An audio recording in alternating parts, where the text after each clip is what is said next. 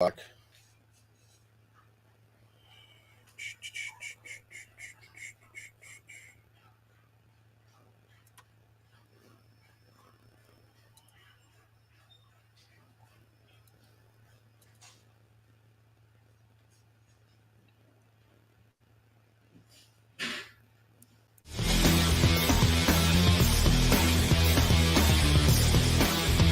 you highlighted all the dudes.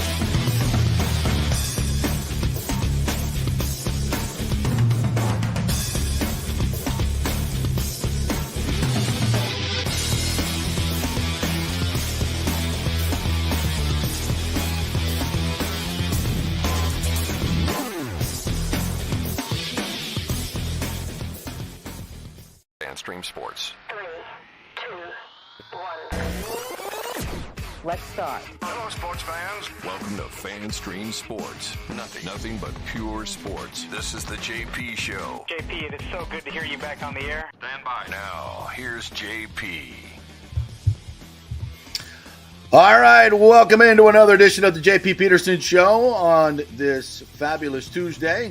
Coming to you live from Orlando, Florida, and in our St. Petersburg RHS TV studios. Peter Blake running the show today. Good morning to you, Peter. How are you? Good morning, buddy. How you doing? Fantastic. We've got a lot to get into today.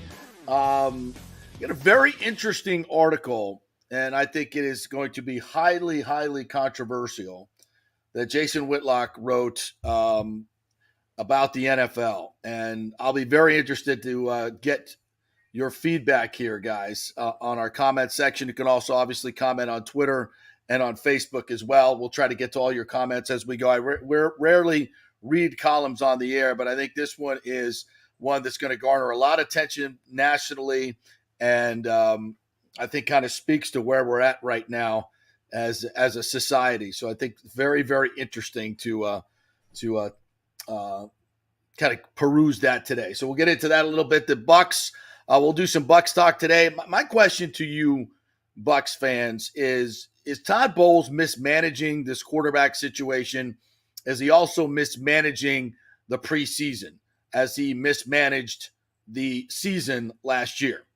I tend to say that's a hearty yes. I know the preseason is not complete yet, and we'll see more starters hopefully on Saturday, but we're going to get into that a little bit as well. Wander Franco, we were expecting some type of move yesterday, didn't get it. A couple of interesting developments, though, in the Wander Franco. He has retained a high-profile attorney that has worked for Alex Rodriguez and other big-time baseball stars when they went through their steroid thing and what have you. And I think it tells us where they are, the Wander Franco camp is, and where the Rays are. And I think at this point, it's safe to say that they are in two very different places. This is not a coordinated response in any way. I think it's adversarial at this point between the Rays and Wander Franco, which I think is very interesting for a lot of different reasons. So we'll get into that a little bit. And TJ Reeves is going to join us at 10:30, Bucs sideline guys. So we'll talk some Rays, we'll talk some NFL football, and of course, we'll talk some Buccaneers as well. So let's jump right into it today. And first, I'm going to start with Wander Franco. We're expecting to get an update on whether he is going to stay on the restricted list that he is on right now or be moved to another list by Major League Baseball. And I think there's a lot of things going on behind the scenes. As I mentioned, he retained an attorney, a high-priced attorney, which is good for him because I was waiting for this moment to happen. I mean, he obviously is in very, very, for him to not secure an attorney that can take him through these minefields. And I think it also tells me this, the Rays have removed him from all of their social media. They took him out of the edited portion of their highlights promotion. They're doing just about everything they can to distance themselves from Wander Franco, which I think is extremely interesting. When you go back to mid-season, when they went to the media about him being a bad teammate, right? Then there was the suspension, all of this going on. And it just tells me right now that these two sides are at opposite ends. The Rays do not want Wander Franco around anymore, and they're not going to wait for justice or due process. And that tells me a lot. So now, where does this leave a franchise? Does he have any trade value left? I think he does. And now, of course, it'll all depend on what happens down the road and how this is adjudicated. There's lots of public pressure now in the Dominican Republic, which is interesting because it almost appears like they're trying to make an example of Wander Franco. Because as we've heard from Big Papi and Orestes Estrada, the culture down there would suggest that these things get taken care of, and you can make judgments on that all you want. That's not for me to make a judgment on. We don't know the veracity of these claims, right? We still don't know. It could be just a plain extortion. It could be something that is really, really ugly. Clearly, the Rays think it's really, really ugly, and he cannot come back from this.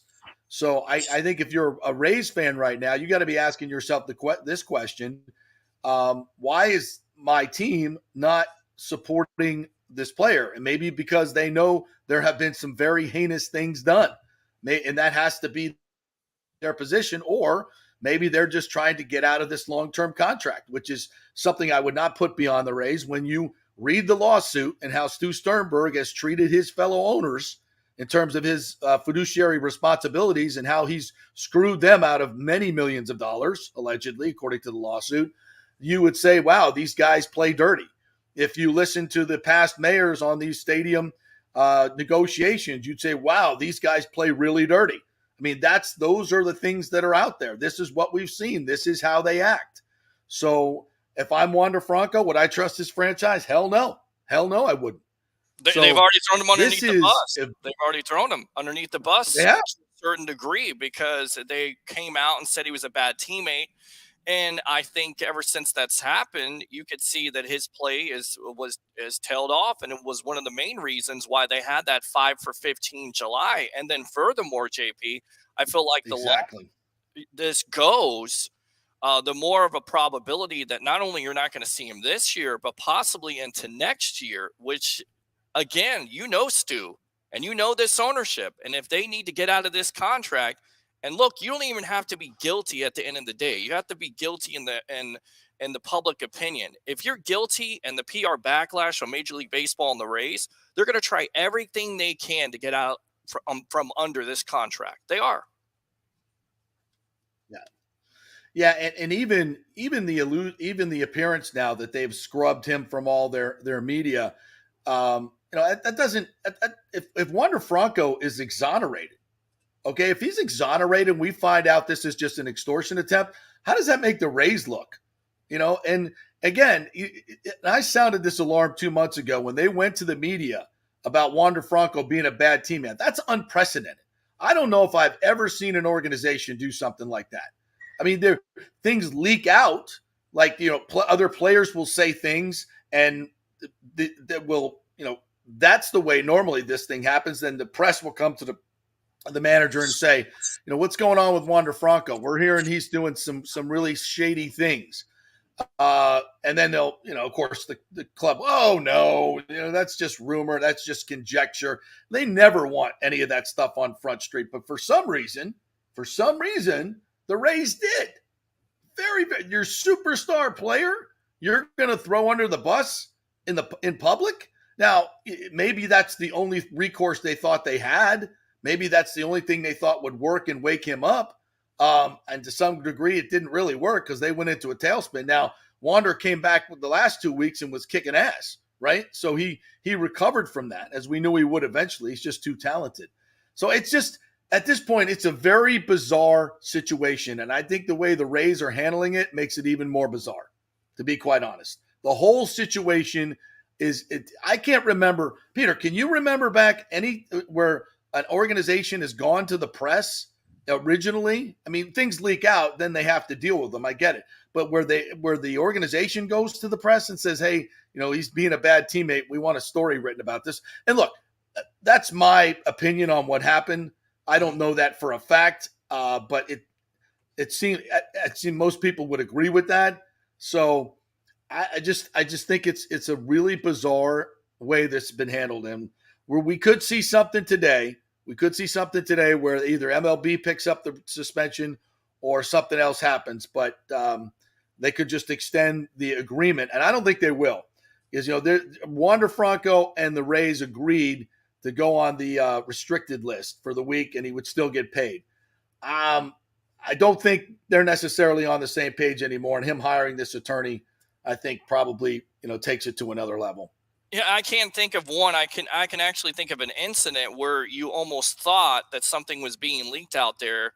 Greg Schiano, do you remember the Greg Schiano fiasco with Josh Freeman? How there were rumors out there he wasn't the quarterback and this and that and the other thing. To me, kind of screamed, what the Rays are doing right now. But the organization as a whole, the Bucs, no, maybe a coach, something along those lines. I mean, Tally the Wonder Dog is just talking it up right now.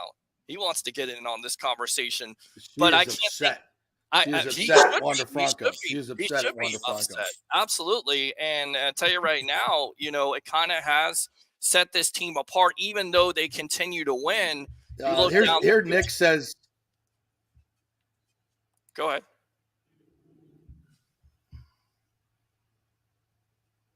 Okay, I don't know what happened there, JP. I guess we're having a little bit of internet troubles, but just to read this comment from Nick, the only thing I can think of is the 76ers, more specifically, Larry Brown, public ally, calling out Allen Iverson.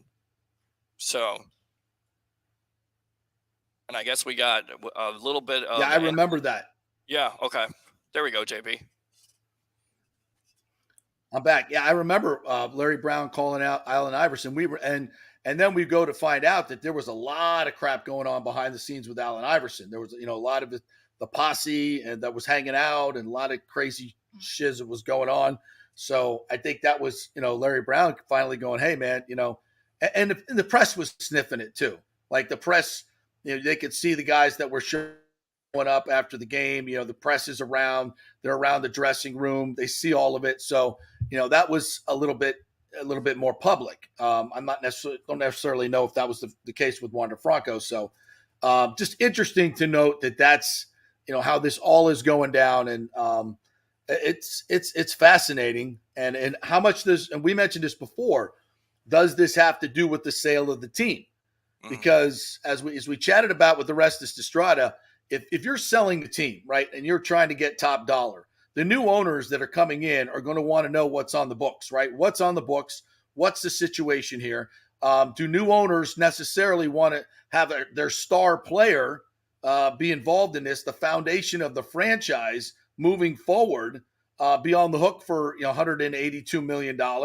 And we don't even know if the guy's going to play or, of course, obviously, if he's in jail, that will negate the contract. So they can get out of the contract.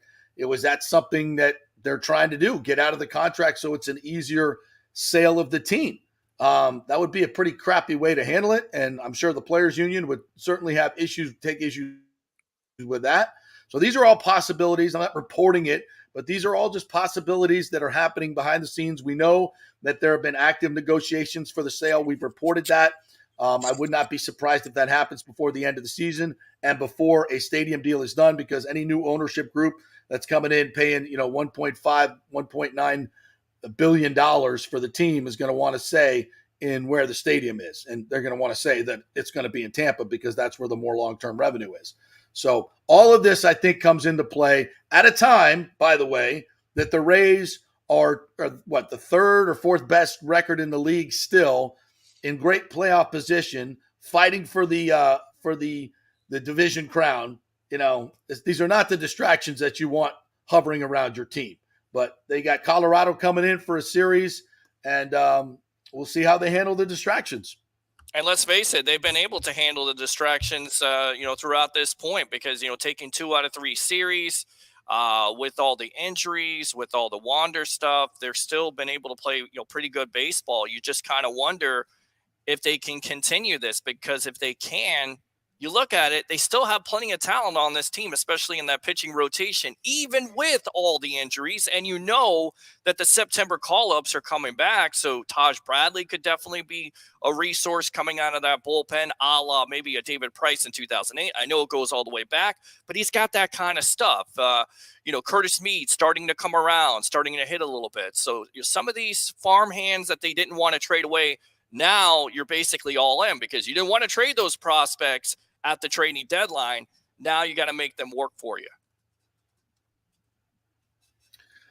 Yep, we'll see how that works out. And I obviously wanted them to get a bat at the deadline. They didn't do that. They'd be sitting in a much better position if they had. What would they have given up? I don't know, but they have plenty of prospects to do so. I would have loved to seen them go out and get a big bat in the middle of this lineup because, with the way they're constituted right now, they may make the playoffs, but I can't see them doing any damage. But we'll see. All right, let's transition over to the Buccaneers. Todd Bowles is going to meet the media today at 10:40. I think it's safe to say that, and I listened to Rick Stroud's podcast. I listened to podcast. I listen to all the pundits here in Tampa Bay, and I think to a man, we're all just sitting here scratching our heads on what the hell Todd Bowles is doing with this quarterback competition. I mean, he signaled beyond a shadow of a doubt that Baker Mayfield is the guy when he didn't go back in, when he wasn't put into the game. So now Baker's going to go out there with the starters, and we're still not going to name who the starting quarterback is. I mean, at this point, it just seems very collegiate, if I may say that. This is the NFL. You got to have a quarterback. You got to name a quarterback. You got to get the guy reps. You got to get everybody rallying around him. If this is about not wanting to hurt Kyle Trask's feelings, sorry. That's not the way the NFL works. Well, maybe it is now. We don't want to hurt anybody's feelings. Right, we don't want to get anybody upset. We want to have a safe environment. Everything has to be very safe. We want to make sure all the players are safe. We don't want to be anybody hurt. We got to do everything we can to make sure everybody's safe. Safety is an illusion, people. You don't control what goes on in this crazy-ass world. And we're going to have some more thoughts on that a little bit later on down. I want to get down that road just yet. We'll do that in the 11 o'clock hour. But I want to this ask quarterback thing needs to end. Do you think there is something between Todd Bowles and the front office? Do you legitimately think there is a decision to make here where they really don't know who the best quarterback for this offense going forward is? Well, and here's the conundrum, right? Jason Light is sitting in what I believe is a very safe seat, and it should be a safe seat. He brought a Super Bowl. He's put together an excellent roster, chock full of Pro Bowlers. He's done his job. Has he made mistakes? Yeah, everybody makes mistakes, right? It's the NFL. You don't hit on all draft picks. You don't hit on all free agents. It's at best educated guesses, and you do what you can to put together a roster. The dude won a freaking world championship, got the GOAT to come here. I mean, you can't have a better resume, a recent resume than Jason Light's right now. And I know, you could bitch about certain particular picks, but listen, they've won 2 division titles in a row. They won a Super Bowl a few years ago. He got the GOAT to come to Tampa Bay. I mean, what else you freaking want, from a guy that was about to get fired, quite frankly. Brought BA in, which of course led the way to get Tom Brady. So Jason Light is in a very safe seat. The Glazers trust Jason Light, and they should. He's done a hell of a job. That said, Todd Bowles, not so much. He's not on a very safe seat at all. He's on a hot seat, as he should be. Last year, we talked about Dallas to Dallas. The team did not get better during this season. It got markedly worse. Okay, he was handed a team that got markedly worse during the entire season. Just look at the 2 games in Dallas to Dallas. So, Todd Bowles needs to win right now. He needs to make Baker Mayfield the starting quarterback. Has Baker Mayfield outplayed Kyle Trask? I would say that's such a tough call because you can get all excited about Kyle Trask coming in against a bunch of third stringers against the Jets and ripping them. And I think Kyle Trask played really well in that Jets game from start to finish. He was under a lot of duress. He got out of situations. He made great throws. I thought he was a little late with some throws. He needs to get better in that. But I thought he played really, really well. But listen, this is a big boy league. All right? Baker Mayfield's got 69 starts. He has played well enough to secure the job. Name him the goddamn starter, and let's get on with it. This is just stupid exercise. And frankly, Todd Bowles sounds silly. And the fact that he hasn't hardly played his starters at all, while other teams that I respect in this league and coaches I respect have played their starters quite a bit, tells me, what are we doing? Like, I know every team is different, but this team, more than any, a young team, a transitioning team to a new offense, needs reps. The offensive line has yet to play in a preseason game. We got a brand new offensive line. Continuity is king in the offensive line. And in 2 games, the starting offensive line is yet to play one effing play. What are we doing? How is that getting your team ready for a season? Oh, well, they get plenty of reps in practice. Practice is not the game. You got 2 rookies out there, basically, in Mock and Gedeke. Well, Gedeke, he's not a rookie. He played last year, I get it, but he's starting at a new position. Matt Filer's new. Tristan Wirfs is at a new position that he has explicitly said himself he is anxious about playing, and yet we're not putting these guys out there to get comfortable and get reps. What the hell are we doing? This is ridiculous. And listen, I'm not a head coach. I'm not in all the meetings. I get all that. But I look around the league, and I've covered this league for a long time. And I can tell you that continuity along the offensive line is supreme. You've got to have that, especially when you don't have the greatest quarterback in the world, especially when you're bringing in a new offense and an entirely new running game. Every rep gets you better. Every rep tells you something about what guys can and cannot do. And how many reps have we been able to evaluate this starting offensive line in 2 preseason games? Effing zero. What are we doing? It's complete folly, and I have no idea. So they're going to throw some guys out there for a half in the 3rd preseason game, and we're going to say, oh, that's good. We're ready to play. I know they get reps in practice, but to me, I want to see it against a different team in a game as many times as I can. As I said, not only to practice the execution of the plays, because guess what? You get better the more you practice them together, right? But also to evaluate. I would want 2 games of looking at Gedeke playing and working with everybody else and Cody Mauch as well. I want to be able to see, can we run behind the left side of this line? Can we run behind the right side of this line? Should that be part of the game plan against Minnesota? I mean, you put Matt Filer out there and he can't move anybody. Well, then what are we doing? So I think from start to finish, this preseason has been mismanaged by Todd Bowles. It's been mismanaged by whether if Jason Light's calling these shots, then put it on him. But to me, this is not how you get a young football team ready to play in the NFL, in a division that you can win. Now, listen, you can send guys out there and they can get hurt. You know what? Again, you don't control that. They can get hurt in practice. They can get hurt in non-contact, as we saw with Russell Gage. They can get hurt walking across the street. All right? You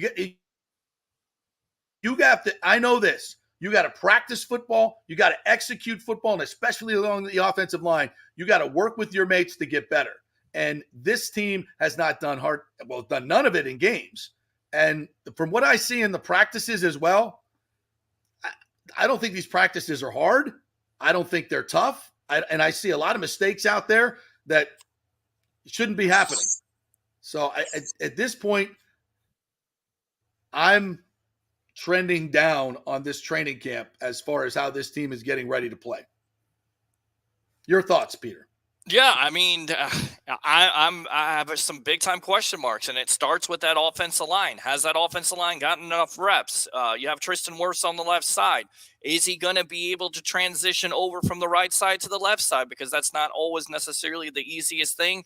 You have a rookie at right guard. You basically have a rookie at right tackle. So can it get better? And then you have your running back who is stepping into the role, who's got no reps at this point. So a lot of these players that haven't played in these last 2 preseason games, hopefully they're going to get those reps against Baltimore on Saturday night.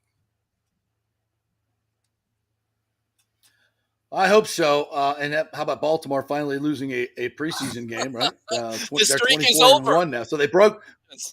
We don't get a chance to break the streak, right? I'm so disappointed with that. Goddamn guy made the field goal last night. The hell's going on here?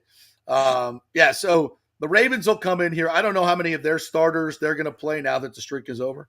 But it should be a good test for them in the first. And I can't wait to see it finally. See Tristan Wirfs play left tackle in a game. And the offensive line in continuity. And hopefully this is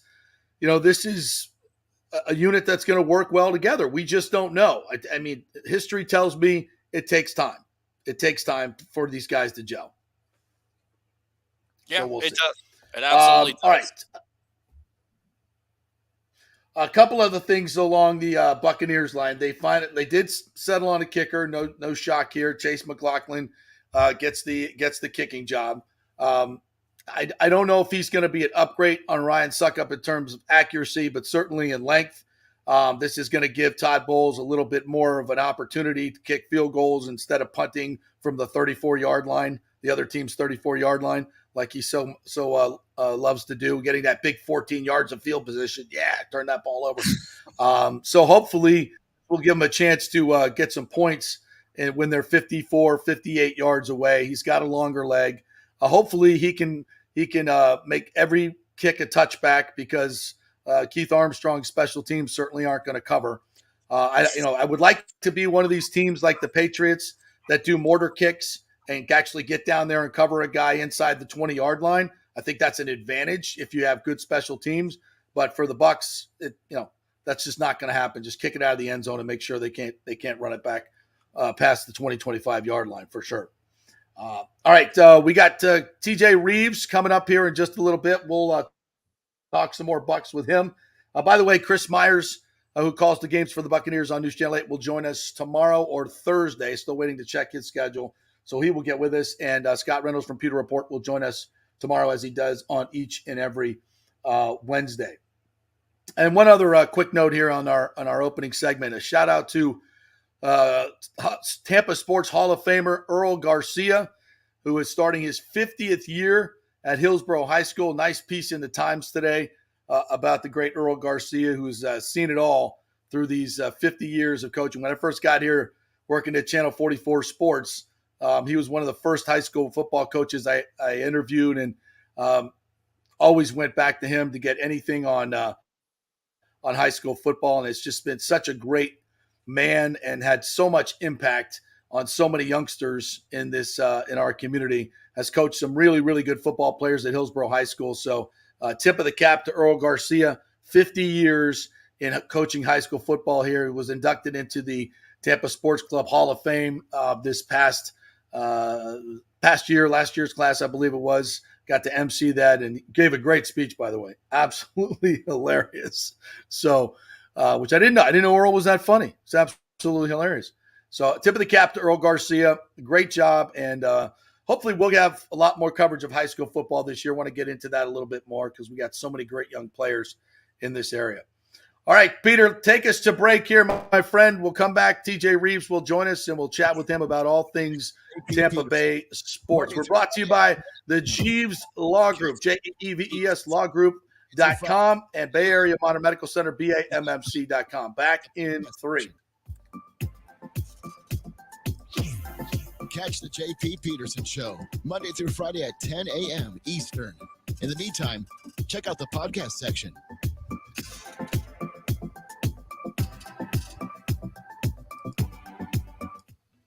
Guys, are you experiencing those feelings of getting older, lower sex drive, fatigue, hot flashes, moodiness, or you just don't feel like you had the vitality you once had?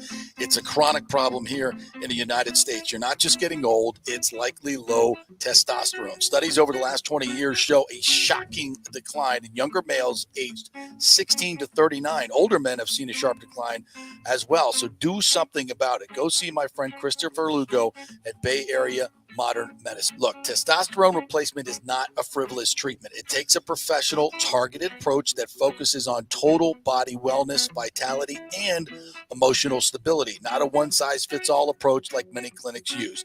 They will monitor your blood work and adjust your treatment as needed for optimal results. Folks, I've been on testosterone therapy for over 6 years, and it is a life changer. You will feel and look better than you did 10 years ago. Give them a call at 844-977-3477 or go to BAMMC.com. Tell them JP sent you for priority scheduling. That's 844-977-3477 or BAMMC.com. During COVID, over 1.7 million people were added to the Florida Medicaid rolls, but as of April 1st, 2023, most of these people may not be eligible for the Medicaid coverage and will lose their health plan. If you have been notified you are losing your coverage, don't freak out. It's very likely you can apply for a federal subsidy under the Affordable Care Act. Just call 877-652-0244. Our representatives will walk you through the whole process, get some basic information on your income, number of kids, and then they'll find a plan that best fits your needs. In fact, with the new laws, 90% of Americans qualify for reduced or free health care. You can select great plans like Florida Blue. That's my carrier. Love them. Paying $800 left after making the call. 877-652-0244. Our highly trained professionals know all the intricacies of the new laws. They will do all the work. You save tons of money. So if you're being dropped from Medicaid, fear not. Call 877-652-0244. Get real health insurance, free doctor visits, free blood work, no deductibles. 877-652-0244. Hey, JP here for Extravaganza Productions Incorporated, EPI. You've probably seen their purple logo at so many events that you've gone to. They are based in Tampa. And for over 33 years, they've been creating and producing conferences, meetings, and special events, the biggest to the smallest. Solid reputation of delivering the best audio-visual, sound, lighting, entertainment, video production, and decor on time and on budget. I've worked with them with so many big events. The Warrior Games, which was an Olympic-style event all over Tampa Bay, from McDill to the Convention Center to USF. They did it flawlessly, made it look big and fantastic. I've worked with them on small events as well, large and small meetings and conferences, sporting events, fundraisers. If you got a fundraiser, you don't know the logistical way to pull it off, they'll take care of everything. Entertainment events, branding events, grand openings, so much more. The folks at Extravaganza Productions are the most professional and the best. I've worked with them many times. They are fantastic. You can contact them through extravaganzaproductions.com or call 813-621-4700. Extravaganza Productions, they are awesome. Coming back at you. Now, more with JP on FanStream Sports. It's only just begun.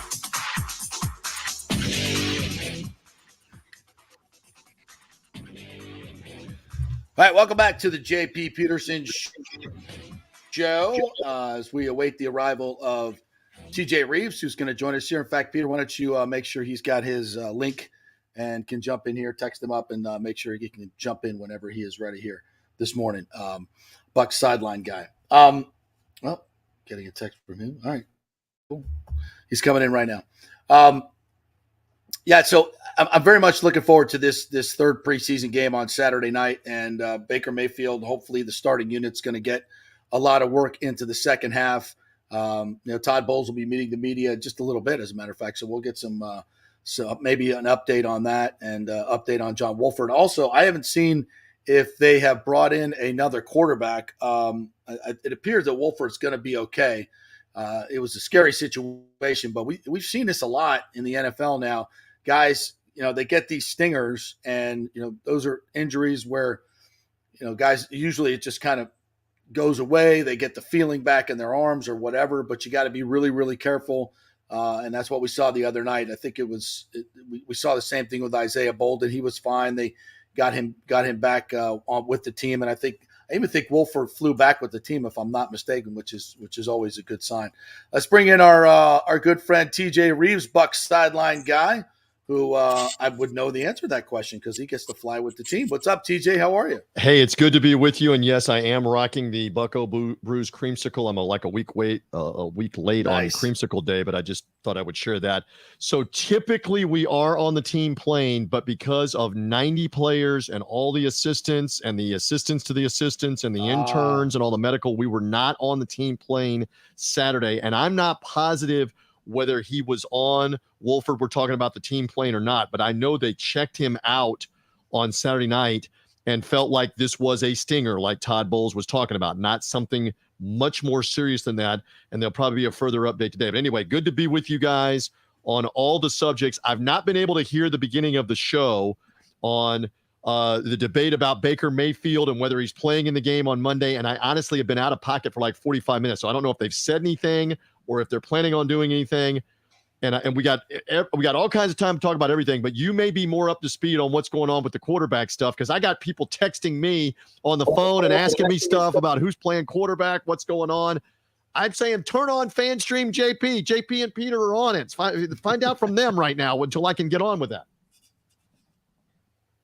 Well, I think the word is that Baker's going to get the start on Saturday night, and we're going to see the entire offensive line for the first time. TJ's so excited. Well, and take till the third game that we'll see the entire offensive line unit working as one, which I hope they get a lot of work this preseason. So that's what I'm hoping to see, and I think that's really important moving forward. What are your thoughts on the O-line?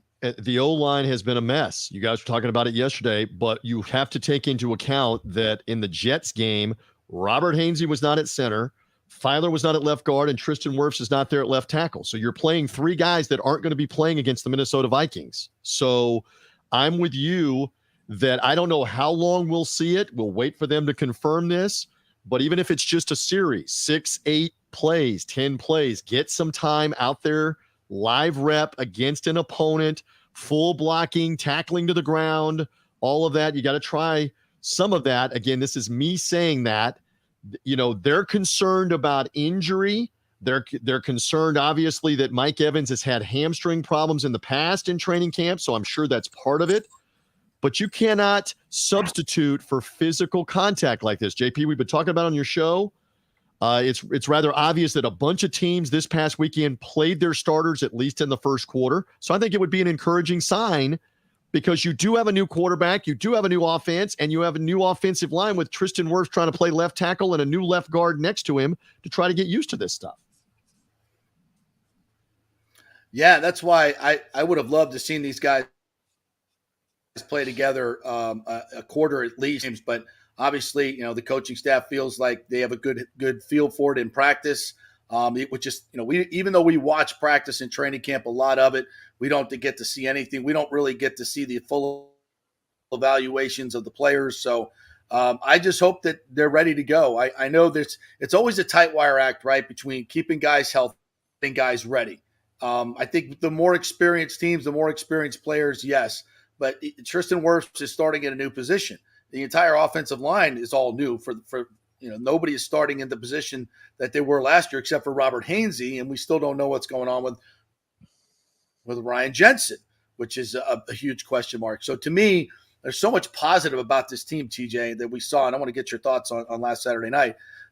But the offensive line still is the biggest question mark to me. I think they got talent. I think they got talent up front. There's no question about that. These got guys that can play, but in a new system, a new running game system where the offensive linemen have to gel with each other and the running backs. Don't forget that. The running backs have to get used to how the guys up front work. So it's a symphony, right? It's a symphony, and it's hard to have a good symphony if you're not practicing together, especially when the lights are the brightest in preseason games. Are you acting like you've been to the symphony recently? You're that cultured. You're more cultured than I am. If that's the case, I do enjoy the symphony and a nice Broadway musical where you have a full symphony supporting. Is Baker going to hold? What is it called? Is it called the stick or the baton? What is that called? Is he going to come out there like the conductor and hold that? I'm not sure. As the conductor of the symphony, so. We'll see. Yeah. We'll see how that goes. So I'm with enough. You. Somebody in the audience has got to come up with that, with whatever that thing's called. So yeah, I mean, we'll see. We'll see how much they play and how many of them are playing together. I mean, let me give you an example. This is not anything new. We've been talking about this for years. Dave Moore was talking about it on the radio pregame coverage on Buccaneers radio on Saturday night, that back in his day and in his era, you would have full padded practices the days after games, the two-a-days that were going on and full padded practices that were going on. So that day is gone. You don't have that anymore, where you can go out and work out a bad tackling performance or work out a bad performance in blocking amongst yourselves in full padded practice, good on good, two-a-days for the day after a game or a couple of days after the game. You just can't do that anymore. So what do you have to use instead? You have to use the actual, either the practice against another team where you're going good on good, or a game to do that, to work through that. And, he talked about muscle soreness, that it's a good thing. He talked about you want to work through muscle soreness of all the hitting and all the stuff. And the only way to get that is to be engaged in a full-fledged practice with an opponent, or better, in a game. And then get used to that and get used to recovering from that. It's just a different day now. They don't do that anymore. He was telling a story. He goes, I still remember we played poorly in a preseason game under Tony Dungy. And he goes, we were out there for 2.5 hours in full pads the morning after the home preseason game. It was not players' day off. It was, we are upset with the fundamentals. We're upset with how bad you looked, and we're going to go bang it out on the practice field to work this out. It's a physical game, and we're doing this morning, today, to start getting back to work. TJ Reeves joining us here, Bucs sideline guy. All right, let's take advantage of your perspective from the sideline. What did you see on Saturday night that you liked? And let's start with Kyle Trask. I thought he played, I don't want to say tremendously well, but given the circumstances, he was under duress against the Jets' first and second team front seven, and I thought he did a masterful job getting out. That juke, I forget which linebacker that was that he juked out, but that guy must have had a bad day in film session. I know that. What your thoughts on Kyle Trask? That looked like shades of Peter Blake back in the day out on the field there with a little shimmy, the ankle breaker, as we called it. I was down there on the sideline. I was joking with your buddy Dan Lucas and with my radio people and a couple of the other people. I said, I've been on the wrong end of the ankle breaker enough. I can identify with whoever that Jet defender was on the ankle breaker from Kyle Trask. So he showed some mobility, and I will at least be consistent in this regard. I keep saying, do not read too much into preseason games, good or bad.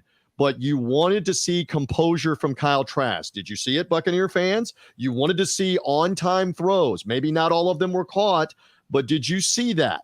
You saw some progress. You saw some good things for what it was worth. No, it was not the full starters for the Buccaneers and the full starters for the Jets, so you can't compare it that way. But you at least saw promising signs that if he has time to throw and he has time with receivers that can come up with the football, he can make plays and he can move you down the field. And Trey Palmer obviously showed out on the touchdown. Trask got enough air on it for him to be able to make a play, whether he tried to catch it with two hands or bat it to himself, kind of an instinctive play. That ends up being a touchdown.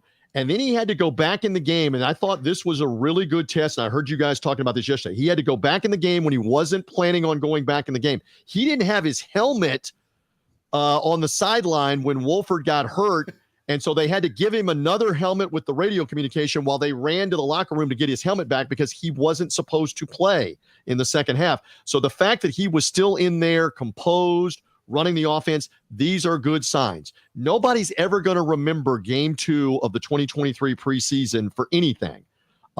It's over with, it's done, but you at least saw some encouraging signs with the quarterback. I took that away. You guys mentioned the name D. Delaney. He showed up in that game, making open field tackles. He's an excellent tackler. Big time. Versatility, can play safety, can play corner, play special teams. You need guys like that. He showed up. Sean Tucker showed up with that burst that you were talking about. Again, it's a preseason game. He's a third or fourth string running back, but at least it showed some promise. He made some guys miss and accelerated. That's a fascinating story. So those were some of my impressions just standing there watching with some of the progress in that game. TJ, how encouraged, because you used the word encouraged, how encouraged do you think this organization is by the play of a Trey Palmer, a Sean Tucker, an Itzian? I mean, these are young guys. They get it. It's preseason. But, once again, Jason Light, this organization, they have to be pretty encouraged by those rookies playing. People keep asking right now, how did Trey Palmer last until the 6th round when he played in the SEC? Yes, he played his final year in Nebraska, but how was he still there in the 6th round with that speed after playing in the SEC? And he's playing behind Jamar Chase and Justin Jefferson, and he wanted to go get some playing time at Nebraska. So that looks like a gem. Again, Sean Tucker had a heart murmur that came out in the medical evaluations at the combine, so he didn't get to work out at the combine, so he goes undrafted. And undrafted, you're watching him make some plays in the preseason as an undrafted player. So yeah, it's very encouraging to see that. And there's going to be a couple of others that have opportunities here, whether it's offensive line, tight end, defensive back, to show what they can do one more time. And then it's a very tough time. Obviously, you guys know this, because you're going to say goodbye to like 30 guys or 35 guys, and you cannot bring them all back on the practice squad as much as you're going to try to. And you're going to probably get rid of a couple of guys, 2 or 3 guys that can go stick on somebody else's 53-man roster. The Bucs have at certain positions, receiver might be one of them, although the Russell Gage injury, you move up on the depth chart. There might be a receiver that the Bucs get rid of that can go stick on somebody else's 53-man roster. Maybe. There might be a outside linebacker who gets cut by the Buccaneers who ends up sticking on a 53-man roster somewhere else. We'll see. We'll see when those cuts start happening. I got to read this comment here. And maybe you guys can substantiate this. It looks like Major League Baseball has placed Tampa Bay Rays shortstop Wander Franco on administrative leave. That right there. So we'll go ahead and check that. But thank you, Thomas, for that, as we are on the JP Peterson show. Well, the FanStream JP has it all. And so the interesting thing about that is I believe where they put him on the other list, whatever that's called. Help me with whatever the name of that is when you get a chance. Yes. That list is only good for like 7 days. So they had to do something and put him on another list or reinstate him. And the chances of him getting reinstated this morning to the active roster without the investigation is the same thing of Peter Blake dating a supermodel later on tonight. Not that it can't happen, JP, but it's probably not going to happen. So Franco had to go on another list, and that's the update that he's going on another list. So we have it all for you. That's right. We do have it all for you. We're on with JP. I'm your host, Peter Blake, along with the great TJ Reeves of the Buccaneer Radio Network. It certainly seems like the Bucs have made a decision on their kicker here. Are you surprised by that? No. I mean, I felt bad for Rodrigo Blankenship when he went back in there and missed one more time because he missed the long one in the first half. But I mean, JP, when that one hooked wide left, I'm looking at Lucas and I'm like, that looked like my 3-wood off the tee. And he came up, and then Rodrigo comes right back over right where I am by the kicking net, and you almost knew at that point whether they're going to do it now or whether they're going to let him kick in the final preseason game. That's going to be it. They let him kick off also a couple of times to try to showcase it, and he didn't get the ball to the end zone either time. So I think that made the decision right there. And what's interesting, this is not completely settled that it's Chase McLaughlin and only Chase McLaughlin. I didn't realize this. He's been on 6 different teams. The Buccaneers are his 7th team. So let's see. Let's hope with that rocket leg. I mean, he was kicking the ball in pregame warmup, 59 and 60-yard field goals. He was kicking from 59 and 60 on the NFL logo, the Jet logo at midfield. So what does that translate to in a game? But it's his job for now to start the season as the kicker. And here we go with McLaughlin and see what happens. Well, I think it's important, TJ, because this will keep us from having Todd Bowles punt from the other team's 34-yard line. So that's good. At least he knows he can get that 14 yards of field position that you love so much, giving him the ball. So at least he'll go for 3 instead of punting in those situations. So I'm happy about that. They'll have an opportunity. By the way, we got the statement from the Rays on the administrative leave. They said, we support Major League Baseball's decision to place Wander Franco on administration leave. The Tampa Bay Rays are dedicated to upholding high standards of integrity both on and off the field. Check your owner on that. We appreciate the understanding and patience of our fans and supporters as this process unfolds. We will have no further statements on this matter until MLB completes its process. So, yeah, they are punting to MLB.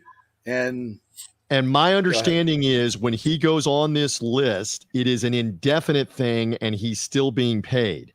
Because if he did not stay on that list, they were potentially going to have to suspend him as the team or do something else where he's not being paid, and then the Players Association gets involved. So hopefully we have that sorted out correctly. He had to go on something else, and this is the administrative leave. I believe, from what I was told, this is the same thing the Dodgers had to do with Trevor Bauer in the sexual assault allegations. They had to move him on this list the same way that the Rays have just done this, and now this is an indefinite thing. He can stay there for the rest of this season while being paid, and again, it also affects your roster, a roster spot or not a roster spot, so that's why they did what they did. Hopefully we pieced that together well enough on the fly on FanStream JP. We're here for you, public. We're here for you. Exactly.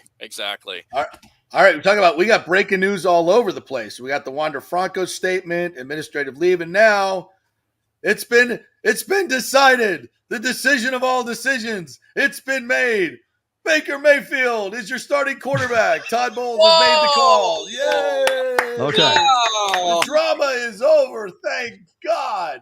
This is why I want it's over. It's over. Sorry, and again, we're doing this. That's why I really thought soon.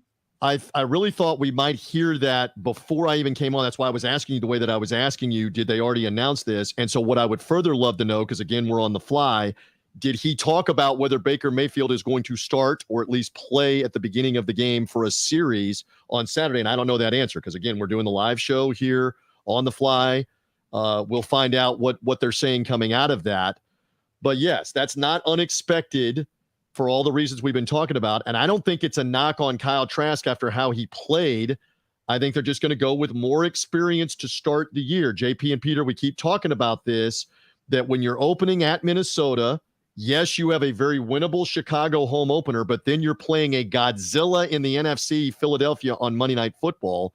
Who is the more experienced guy to handle that between the two at the beginning of the year?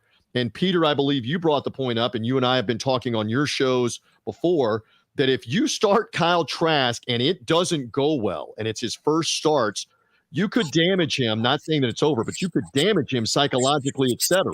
So this seems to make sense. So we got all I had to do was come on the guest segment, and we got all kinds of breaking news on FanStream. There you have it. He's the human lottery ticket. I always say it. I do love.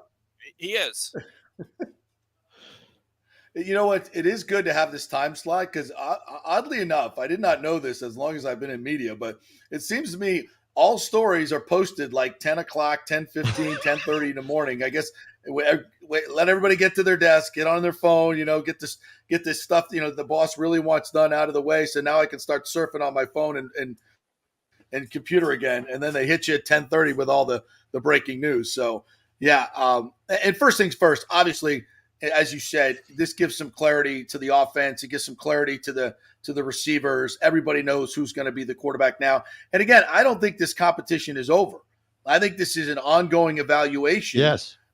Because and this is where Todd Bowles. I mean, let's all just be honest. Is he on the hot seat? Of course. When you have the record that he has, you're not, quote, safe, right? And Jason Light I think is very safe. I think that the Glazers trust him implicitly, as they should. So Jason Light has to look out for the long term of this team, right? And Todd Bowles has to kind of look out for the short term. I got to win now. This is my job, is to win games now. So I think Baker Mayfield works for both of them, but I also think Jason Light, and I think he's been part of this whole quarterback competition. I think Todd Bowles may have wanted to name Baker a long time ago, but for the long-term health of this franchise, you got to know what Kyle Trask is. And everybody can sit there and say, he's a bum. He hasn't done anything in 3 years, blah, blah, blah, blah, which I think is all bull crap. You have to evaluate him. You have to give him a shot. And I think at some point you put a second-round pick on the guy, right? He's done a lot in the SEC, the premier conference in college football. Look how good he looked the other night. I'm not saying it was against, the 2002 Buccaneers defense, but he looked good. He looked competent. He looked like he looked the part of an NFL starting quarterback. So I think if this would be negligent on the organization's part to not at some point give Kyle Trask a start this year. And look, Baker's not going through this season unscathed. If Baker Mayfield goes out there and plays his ass off like Geno Smith did last year and wins comeback player of the year, well, you know what? We'll wait till Kyle Trask gets his chance. It means the Bucs just won the division and they're going to the playoffs. So who gives a crap, right? I don't think that's going to happen. I think Baker's probably going to get nicked up. That's been his history. He plays hard. He plays recklessly. And that's part of his allure, right? That's part of his game. And I think at some point Trask will get a shot. What do you think? Great stuff on all of that. That's what we keep talking about. You have to give him the chance to prove what he can do. You've done that in the preseason. And now let's see what he can do in the regular season if called upon with what happens. Two things. First of all, I was just thinking when you were saying that. When San Francisco began their year last year, the debate was, should they be playing Trey Lance, the number 2 or 3 overall pick, or should they be playing the veteran Jimmy Garoppolo, who's back as the backup? They decided to go with Trey Lance, and Trey Lance got hurt right away. So that plan's out the window. Now they're obviously going with Garoppolo, the veteran who helped lead them to the NFC Championship game, etc., and he gets hurt. Now you're on quarterback number 3, who's completely unproven in Brock Purdy. It's an example of what can happen. You may have the best of plans with Baker Mayfield, but if he gets hurt or if he's completely ineffective, which is not likely, who's the next guy? You got to have a next guy. That's what you were saying. And by the way, I know Peter's gathering this and you're gathering this. I'm just seeing while you were talking, Rick Stroud has transcribed what Todd Bowles just said like 10 minutes ago. So what Bowles said is, quote, there's a lot that goes into it, meaning the decision. I can sit up here and give you every detail. We go through the main camp practices. We go through the OTAs. We love everything Kyle has done. He's gotten leaps and bounds better, and he has had the spring, and he's continuing to get better. But we're excited about Baker. That's where we are right now, experience-wise, and his understanding of the playbook is a little better. So that's what Todd Bowles just told the media about making the decision on Baker Mayfield. Stroud further reported that Mayfield took all the first-team reps today. That Trask was on the scout team, primarily working against the first-team defense. So there was clue number 1, JP and Peter, that they had made the decision. Basically that, okay, now is he going to play some in the preseason game, but this will be the mindset moving forward. Use Baker Mayfield as primarily taking the first-team reps. So there you go. We got and we're also seeing. Go ahead, Peter. No, I just said we got breaking news all over the place at this point, and I think everybody is kind of trying to see where Ryan Jensen stands, because the longer it does get into this process, the more you would say he's not only not going to be a part of the start of the season, but maybe the majority of the season at this point. You're going to have to go with somebody, and we know how important Jensen is to this offensive line. But if he can't play, the Bucs are not going to take that chance to have a long-term injury with him.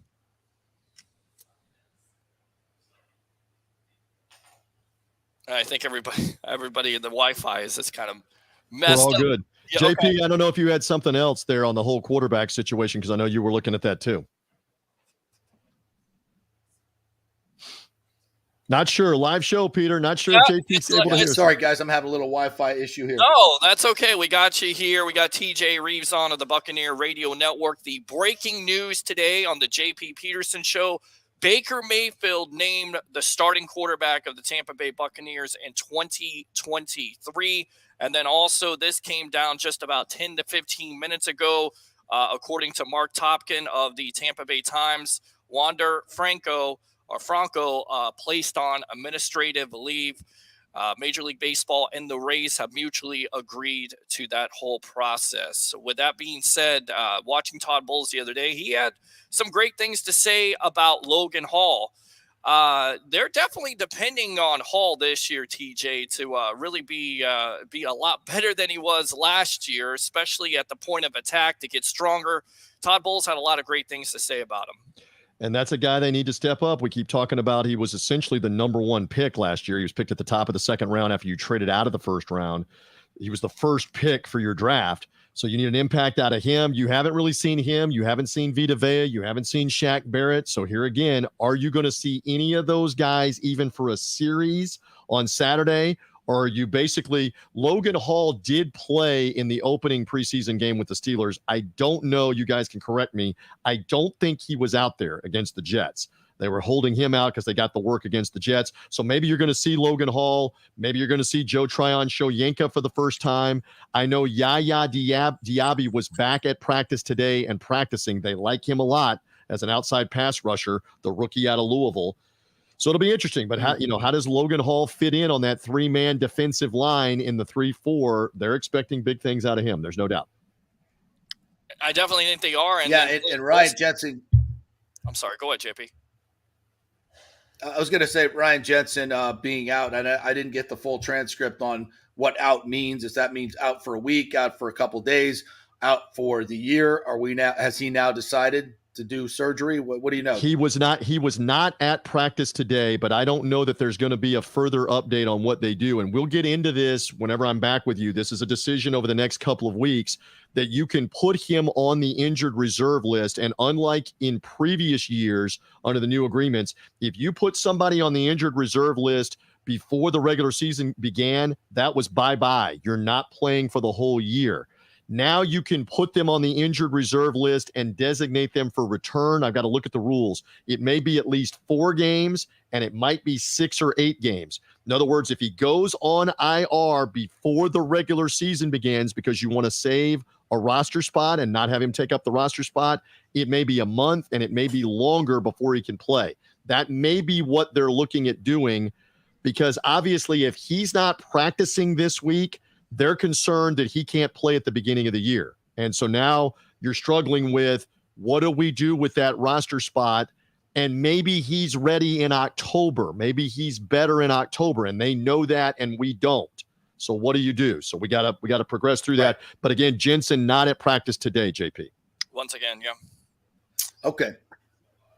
All right, TJ, great stuff, my man. Anything else you want to add today or wanted to get off your chest here for our Tampa Bay sports fans? We're all good. We got this preseason finale that Baker Mayfield may be playing in. We may see some of the starters on Saturday, and then it's all going to happen for real after that. Roster cutdowns, etc. Let's just see what happens. Now you know Mayfield's the guy, and Kyle Trask has got to be ready, and we'll see what happens. Boys, always good to be with you. Thanks a lot, TJ. Thank you, TJ. Appreciate it. All right, boys. Be well. All right, we'll take a break here as we move on to our second hour. We're going to get into that Jason Whitlock piece, which I thought was absolutely fascinating. Very, very controversial. I'd be interested to get your comments on this. Some of you ain't going to like it. I loved it. We'll see what you think. We're going to get into some Wander Franco stuff to see what this administrative leave, what does this mean for Wander the rest of the year. Lots more to get into. And yes, as somebody asked us on our comments, how do you feel about Baker winning the job? Let's not miss the headline here, right? I got some thoughts on that. So we'll do that in our second hour. Stay with us. We're brought to you by the Jeeves Law Group, JEEVESLawgroup.com. Get that personal attention you so richly deserve. And the Bay Area Modern Medical Center, BAMMC.com. Back in 3. Stay with us.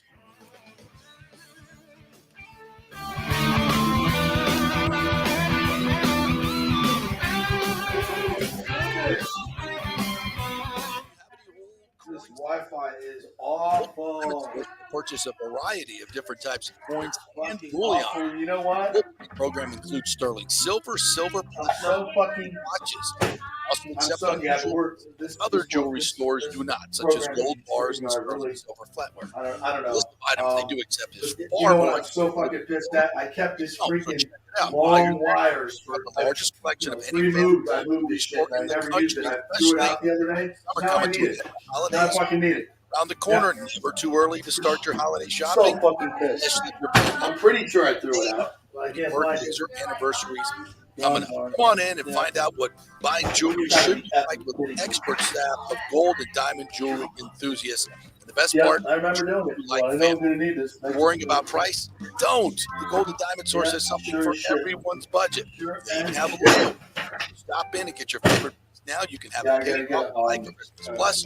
You can even finance your purchase with 0% interest for up to 5 years, and you can get a $5,000 diamond for only $83 a month. It's the greatest folks in the world, Julie and Steve Weintraub, the Golden Diamond Source, 3800 Olmerton Road, always online at thegoldendiamondsource.com. JP here for my good friends at Italiano Insurance, and they did it again. Once again, Italiano Insurance stepping up with the best customer service. I was in a bind. My old insurance company, my auto insurance, jacked up my rate, so I called Charity at Italiano Insurance, and she stayed till 9:30 at night until she got my insurance done. And guess what? She searched all these companies for me. I didn't do the work. She did. Saved me $1,000 on my annual premium. $1,000, folks. That's real money, and that's what you get at Italiano Insurance.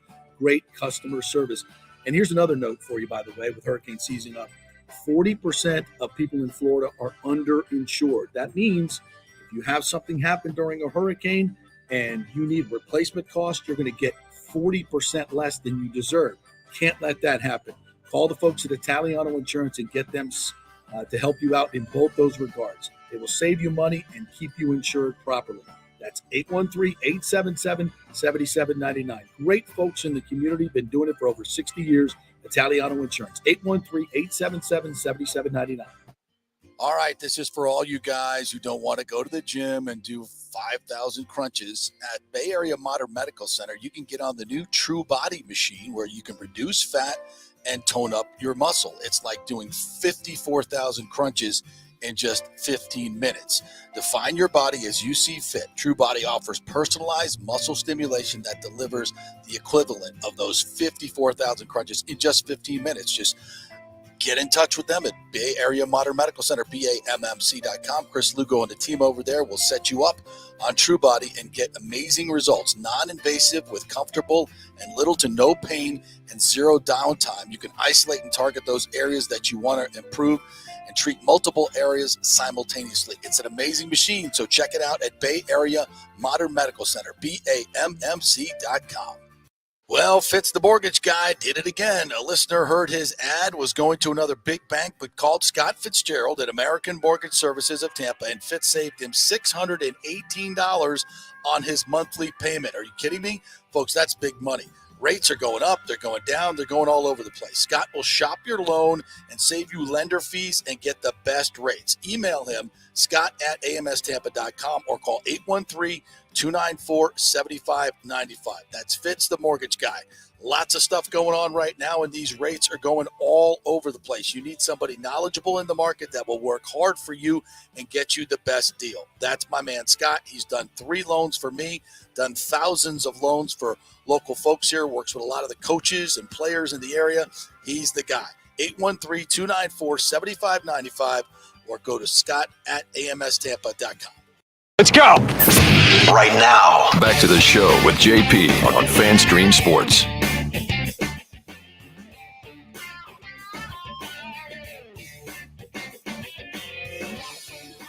Peterson show. Sorry about the microphone being hot there during the break.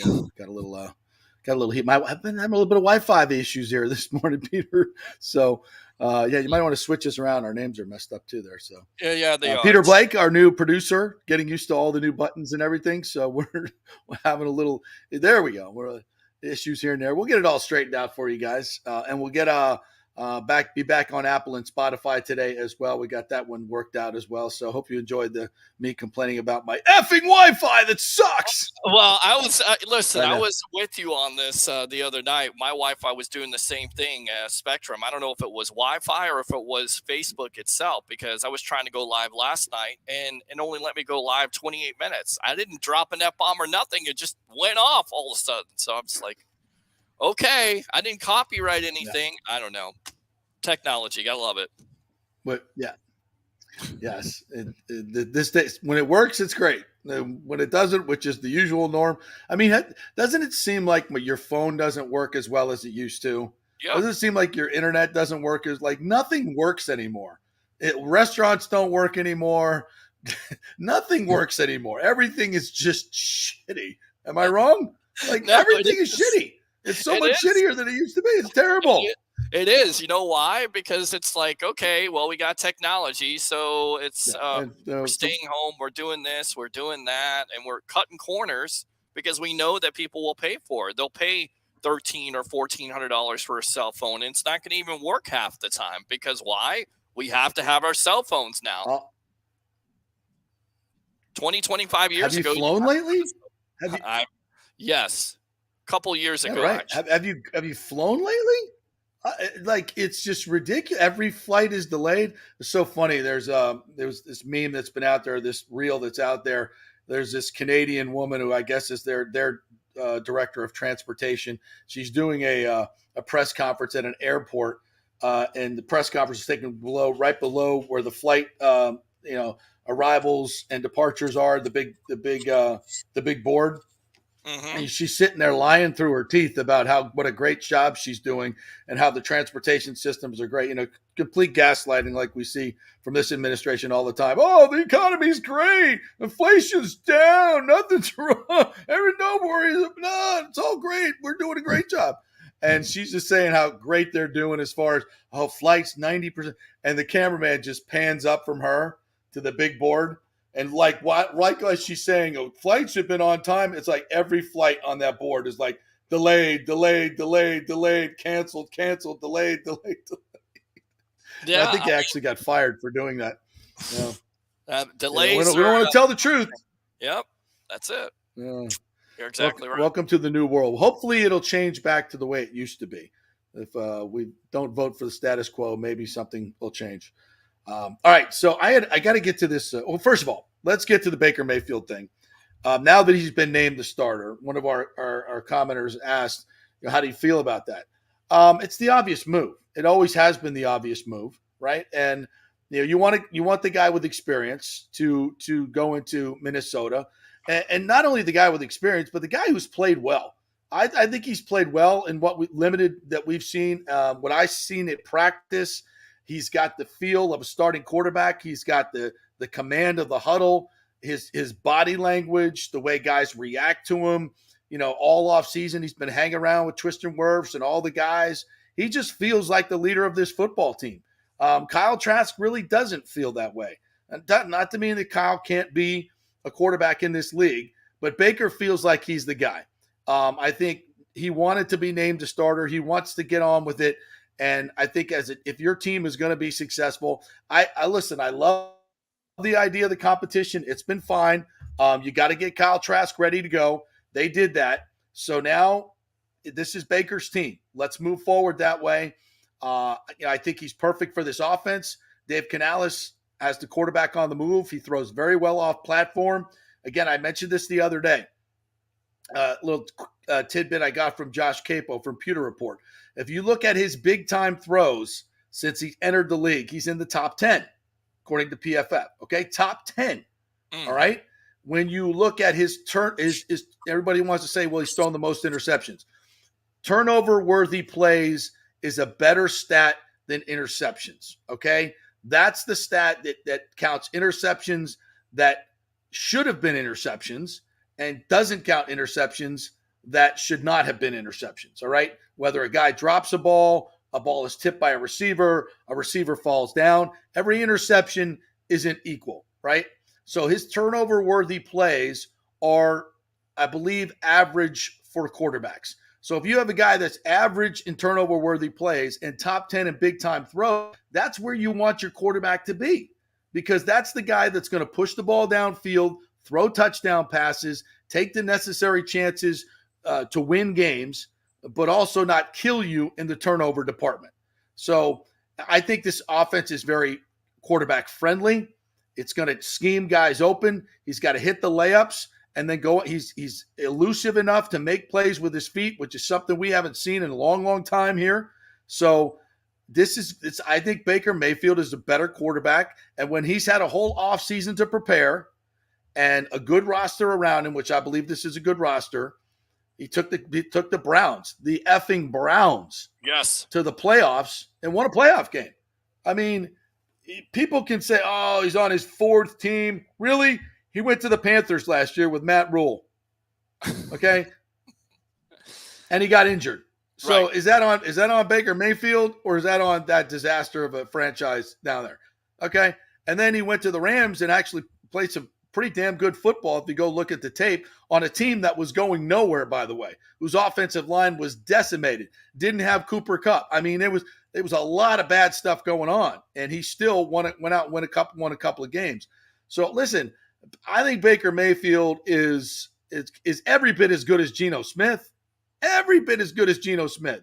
So if Geno Smith can do what he did in Seattle under Dave Canales last year, who's to say that he can't do the same? The Baker Mayfield can't do what Geno Smith did. Yeah, very similar teams, if you will, right? I mean, because you're going to emphasize the run, you emphasize with Ken Walker, you do the same thing with Rashard White, same system. And even Todd Bowles said it, according to Rick Stroud here. We like where we're at right now, experience-wise, and his understanding of the playbook is just a little bit better. And that's where you're going into the season. It's nothing against Kyle Trask, but he's only got 9 snaps in the National Football League. You've got a guy who has 69 starts, knows this playbook. You take some of that hybrid from Sean McVay, and I feel like, again, coming into it, he was always the guy that was a leader in the clubhouse. And for me, I think he could absolutely have a turnaround like Geno Smith did. Why not? We've seen Baker play well. You talk about it, 2020, what was it, 27-8, or 26-8, taking the Browns all the way to the playoffs. The Browns, the Cleveland Browns, that god-awful organization, and only a couple plays away from unseating the Kansas City Chiefs. By the way, that Chiefs team went to the Super Bowl. Didn't get a touchdown until they, went to TIA there against that Buccaneer defense. But they nearly beat the Kansas City Chiefs, and that was because of Baker.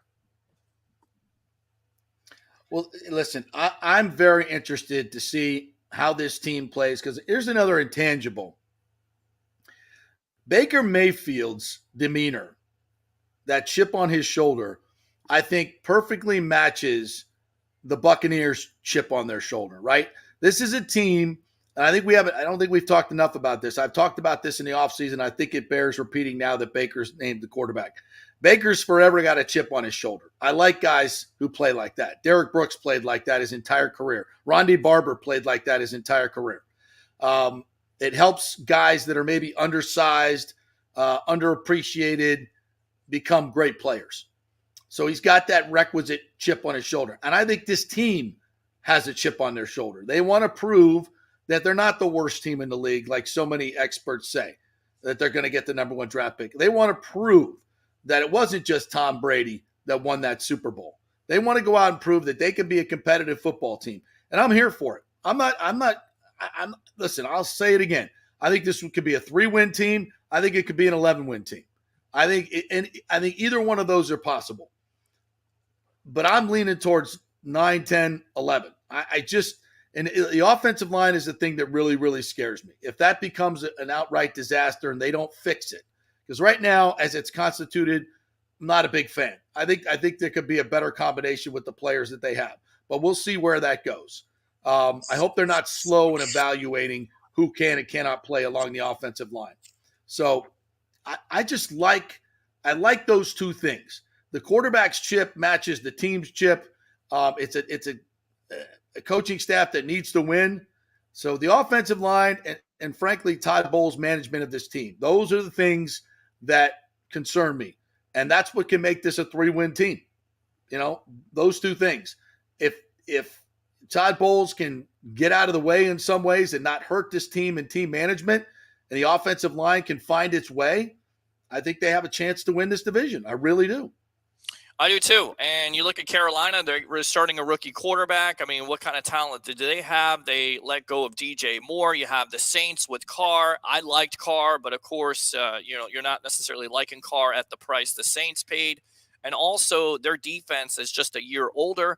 And then you have the Atlanta Falcons. What do you know about Desmond Ridder? I mean, he went 2-2 when starting with the Falcons, but what does that mean? Have they done enough defensively? So this division is for the taking. And once again, you hear Carlton Davis, I keep on going back to this, talk about how there's a chip on their shoulder, with this defense causing turnovers and playing better. And you know that Todd Bowles is a prideful person. He cares about offense. He cares about the whole team, but he definitely cares about that defense. And let's face it, they took a step back last year and they want to improve on that. So they could definitely do that. They still have talent in that building. They still have talent at a lot of those key positions. And you know what? They may have gotten better with the acquisition of talking about Seattle with Ryan Neal. You know, that lets Antoine Winfield Jr. go back to his natural position. Yeah, that's a great point. I think he was a great acquisition that we haven't talked enough about. And I think this defense is going to have to lead the way early on. I think the offense will struggle a little bit just because of the newness of the offense, the fact that they haven't played together in this preseason, which, as I mentioned in the open, I think is a terrible miscalculation by Todd Bowles and this organization. I think they needed more work. So I think the defense is going to have to carry them early on against the Minnesota team that, frankly, with Kirk Cousins can score points. Chicago is better than people think, and Justin Fields gave the Bucs trouble. So we'll see how it goes. The schedule is tough early. I think, if they come out of the first 1-3, not going to shock me.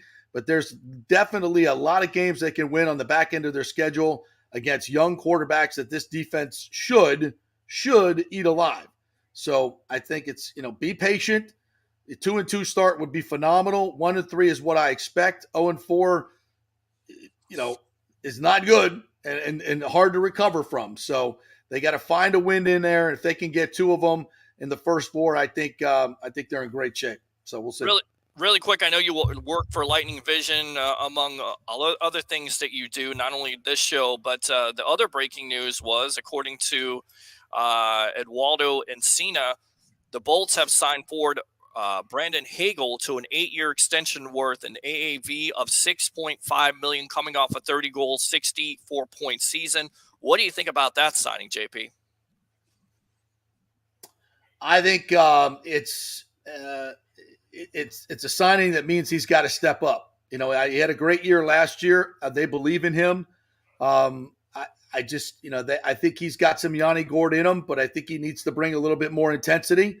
He had a good season, no question about it. I would like to see more from him, and I think that contract tells me that the club expects more from him. He's now officially part of the core. They gave up a lot to get him, and now he's got to step up. And I still think the Lightning have the best core in the league, if not just top 3.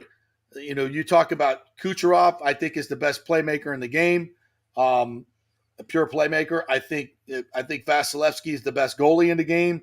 I think Hedman is still a top 3 defenseman in this league. Braden Point, people argue with me all the time, but I think he's a top 5-7 overall player in this league, as good as he is defensively as well. Sergachev, I think, is on the come. I think he's an excellent defenseman who's going to get better and better, highly skilled. Now you got Hagel in the fold. Who am I missing? They've got a great core of players, and I still think it's one of the best in the league. And now it's up to Breeze Bois to kind of surround them with these players that sometimes can make the difference. Go get some of these veterans that you can surround the core with, that want to come in and try to win a Stanley Cup or just play in this beautiful hockey paradise that we have, and find some guys that, like a Patty Maroon, that'll put you over the top and make the difference. I think as long as you have this core, though, the Lightning are going to be competitive. And it's up to Steven Stamkos, of course. And I think Stamkos obviously has been, he's been, I think, way better than we expected 2 years ago. Now that he's been healthy for a couple of seasons, you've seen what he can give you. And I still think he's got 2-3 really good years left in him. This from Rick Stroud when asked Baker Mayfield about the $12 million invested in a firm that includes his father and brother. I'll say this, it's been a long time coming for that. I'm not going to comment on any details, but yeah, I've been dealing with that stuff for years now. So mentally, I'm in a much better headspace. Your thoughts? Good. I'm glad this is not, this is actually a positive development then. They've gotten to the point where, at those awkward Thanksgiving conversations, like, hey, what's going on with our money? Or they haven't got the answers that they wanted to hear. So now they've moved on to the legal realm, which is probably a big relief, and just said, okay, let's just, we did it. Now let's let the legal, system take it where it will. So, if he's being honest, and I have no reason to believe he's not, this is a positive development in terms of his mental state. So that's good. Well, and it's and good. Hey, now he really has to go play. Well, that's it. He has to really play. Lost now. all his money. He's highly motivated. And no reason why he's doing all those progressive commercials, right? But you would have to think on a football player, and we kind of talked about this yesterday, how it would affect an athlete at death or something along those lines. You have to think that this may be the reason. I'm not putting an excuse out there, but we're all human beings at the end of the day. They're not just robots, that this would have to affect his play. It would have had to affect his play. So maybe now that that's turned the page, maybe he could just focus on football, right? Yeah, absolutely. Maybe that's, something that he said it. I mean, that's part of the quote, that it's been on their mind for a long time, and now it's finally kind of out there. So it does sound like it's going to be some type of mental relief. So we have a lot of news today, right? So how does it affect these teams going forward? I think obviously positively for Baker Mayfield. He's named the starting quarterback. Now the whole team can move on with a purpose. And Kyle Trask still. What did we learn? We learned that Kyle Trask is a bona fide NFL quarterback, and he could be a good starter in this league. He's shown us enough that we know that now. I don't think anybody would have said that with any bit of positivity before this season started. So I think the quarterback competition served its purpose. You got two guys that you're confident in can run the show, and now let's go play. Let's go play some football. That's one good thing about. The preseason is great. We evaluate players. I think there have been some really, really pleasant surprises. Trey Palmer at the top of that list. So I think the biggest question marks have not been answered for me, and that's the offensive line, because they haven't gotten an opportunity to. So hopefully that will take place in this third preseason game. We get a better feel for that. But I thought, them going up and beating the shit out of the Jets was great. Defensively, that was great to see. The front seven got some pass rush. Arguably against a pretty poor offensive line, but look, the fact is they got the pressure on Rodgers that they needed to get. So, I'm excited about this season. I'm really I think a huge question mark. You don't know which way it's going to go, and that's good drama, right? If we knew what the outcome was or the probable outcome. I mean, look, if you're a Georgia fan or a Michigan fan right now, you're already waiting for the playoff. Your schedule is so bad and so freaking weak. And you're they're so talented. They can sleepwalk. The regular season is whatever. For the Bucs, man, every game is going to be great drama. I think they're going to be in every game, which is fun, right? It's fun to see. Let's take it all down to the fourth quarter. It's entertainment at the end of the day. So let's go have some fun. Yeah, let's go have some fun, and hopefully this offense can score more than 18 points a game. And again, they can depend on that running game, because if you depend on that running game, JP, you take the pressure off of Baker Mayfield. And do you really want him to throw the ball 40 times? And I think that's what a lot of Bucs fans consider, right? They're saying, he could be Jameis Winston all over again. We know the history of it. So if you limit his throws, am I thinking the right way here, where you limit his throws, Dave Canales' system? No, you're not. Okay. No, you're not. No, listen. You take what the defense gives you. It's like I'm trying to channel my inner Herm Edwards. You play to win the game. You take what the defense gives you, right? And that's why we talked about this with FSU yesterday. You have to have an offense that's versatile to take what they give you. If you suck at running the football and they're daring you to run the football, or they know you can't throw the football, you're dead in the water, right? They just if you're not good at everything, you've got to be competent. If they're going to put 5 or 6 in the box, you got to run the football. If they can stop you with 5 or 6 in the box, you're toast, because you're not going to throw with them playing nickel every game or dropping back. That's kind of what happened last year. They know that the Bucs were not going to throw the ball down the field because Brady didn't want to get hit. It limits your offense ridiculously. Everybody knows when you're going to run, and when you throw, the safeties are already 8 yards up to the line of scrimmage. You got no chance to run the football. So yes, hopefully this offense is better than last year, because listen.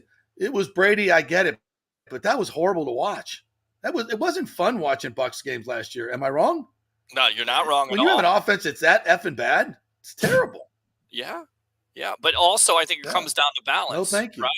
I mean, you've got to have balance to your offense, and that's what I'm kind of considering, because I feel like if you have balance to that offense, then it'll open up those opportunities down the field to Mike Evans, Chris Godwin, and maybe Trey Palmer. Now, really quick to switch gears, I don't know if you saw this and what you think about it, but, where we heard this before, according to TMZ Sports, Antonio Brown to be arrested over unpaid child support. Florida police have been ordered to arrest Antonio Brown after a judge ruled he missed yet another child support payment. According to the Miami-Dade County court documents, the ruling was issued on August 9th after Brown apparently missed a $15,000 payment to his ex, Wiltrice Jackson. Brown can have the order purged if he pays up, plus an additional $5,000 in attorney fees. When is this man going to hit rock bottom? And I feel like when he does hit rock bottom, will that change his life? Because we know what he did with the Bucs and quitting. We know how he stiffed chefs and now his ex. When is this going to turn around? Or are we going to find out one of these days that either Antonio Brown's in prison or sadly he's passed away from something? Well, all I can say about AB is just don't take anybody with you. It's gonna end poorly. It's gonna end very poorly for that dude. And I don't wish that upon him at all. But Right. He's brought all this upon himself. Take some personal responsibility. He's been given every opportunity to turn his life around by none other than Tom Brady, and he's crapped on everybody. So at this point, I have no sympathy for him. He's been given every opportunity to get it all right, and he spits in the face of authority. He spits in the face of the people that try to help him. So he deserves everything he gets, and it's going to end poorly. I just pray again that he doesn't take somebody with him, because he has the propensity for histrionics. Does he not? He pre-planned his exit from the Buccaneers. He was going to do that whether Bruce Arians put him back in the game or not. So over that dude. And again, I just hope he doesn't take someone with him when he goes. All right, we'll hit another break here. We'll come back on the other side. I want to read this Jason Whitlock article about the NFL and about society in general. You want to talk about the wussification of America? This is a highly controversial column by Jason Whitlock. I don't agree with all of it, but I agree with a great deal of it. So we'll get into that. We're brought to you by Jeeves Law Group, JEEVES lawgroup.com, Bay Area Modern Medical Center, BAMMC.com, Italiano Insurance, the Golden Diamond Source Extravaganza Productions, and American Mortgage Services. Back in 3.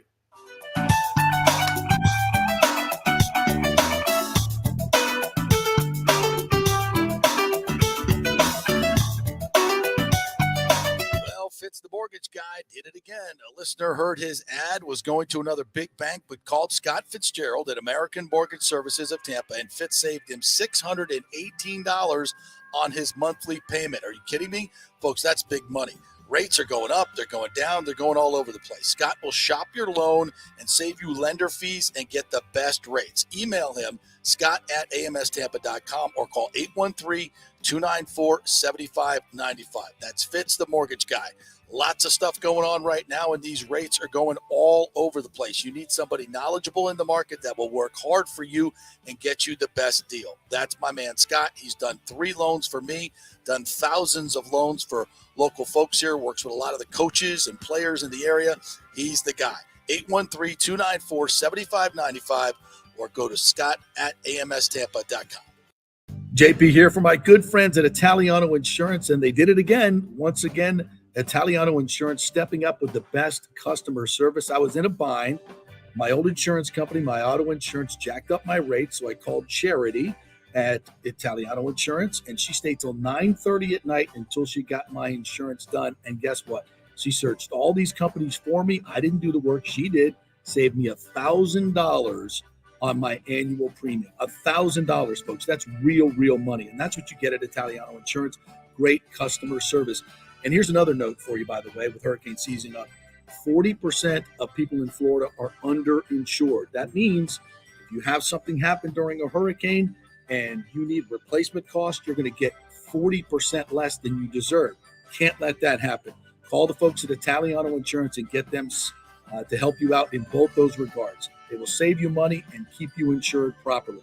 That's 813-877-7799. Great folks in the community, been doing it for over 60 years. Italiano Insurance, 813-877-7799.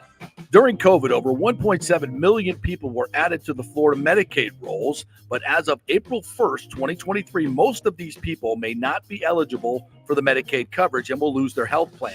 If you have been notified you are losing your coverage, don't freak out. It's very likely you can apply for a federal subsidy under the Affordable Care Act. Just call 877-652-0244. Our representatives will walk you through the whole process, get some basic information on your income, number of kids, and then they'll find a plan that best fits your needs. In fact, with the new laws, 90% of Americans qualify for reduced or free health care. You can select great plans like Florida Blue. That's my carrier. Love them. Paying $800 left after making the call. 877-652-0244. Our highly trained professionals know all the intricacies of the new laws. They will do all the work. You save tons of money. So if you're being dropped from Medicaid, fear not. Call 877-652-0244. Get real health insurance, free doctor visits, free blood work, no deductibles. 877-652-0244. Hey, JP here for Extravaganza Productions Incorporated, EPI. You've probably seen their purple logo at so many events that you've gone to. They are based in Tampa, and for over 33 years, they've been creating and producing conferences, meetings, and special events, the biggest to the smallest. Solid reputation of delivering the best audio-visual, sound, lighting, entertainment, video production, and decor on time and on budget. I've worked with them with so many big events. The Warrior Games, which was an Olympic-style event all over Tampa Bay, from McDill to the Convention Center to USF. They did it flawlessly, made it look big and fantastic. I've worked with them on small events as well, large and small meetings and conferences, sporting events, fundraisers. If you got a fundraiser, you don't know the logistical way to pull it off, they'll take care of everything. Entertainment events, branding events, grand openings, so much more. The folks at Extravaganza Productions are the most professional and the best. I've worked with them many times. They are fantastic. You can contact them through extravaganzaproductions.com or call 813-621-4700. Extravaganza Productions, they are awesome. Ladies and gentlemen, Let's rock. This is FanStream Sports with JP.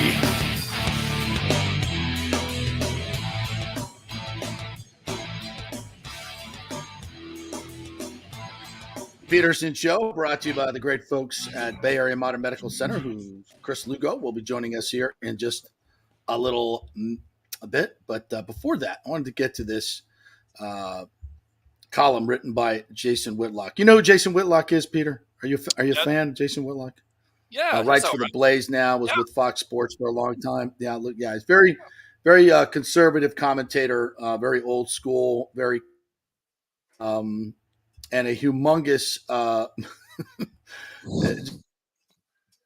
just a big fan of the NFL. So I'd love to read this. And very outspoken, and I love a lot of his views, and they're not in mainstream America. But here we go. This is about the NFL. He says, when I heard about the NFL suspended the Patriots-Packers preseason game due to Isaiah Bolden's injury, I immediately thought of Oliver Anthony's Backyard Country Singer. I won't read the lyrics there. He said, football died Saturday night in Green Bay, Wisconsin, when Bolden collided with a teammate, lay motionless on the ground, and was carted off the field. With a little more than 10 minutes to play, the NFL canceled the rest of the game. Fans filed out of the stadium with little complaint. Patriots coach Bill Belichick praised the NFL for acting quickly. Quote, I appreciated the way the league handled it. I think it was the right thing to do, he told reporters. Patriots players praised Belichick. Bolden, a cornerback for the Patriots, was released from the hospital Sunday morning. He appears to be fine, but the Patriots were so shaken by his injuries that they canceled a pair of joint practices scheduled against the Tennessee Titans. Something bad almost happened to one of their teammates. The players need time to mentally recover. 45 years ago, almost to the day, Raiders safety Jack Tatum paralyzed Patriots receiver Darryl Stingley with a hit. It happened in the second quarter of a preseason game.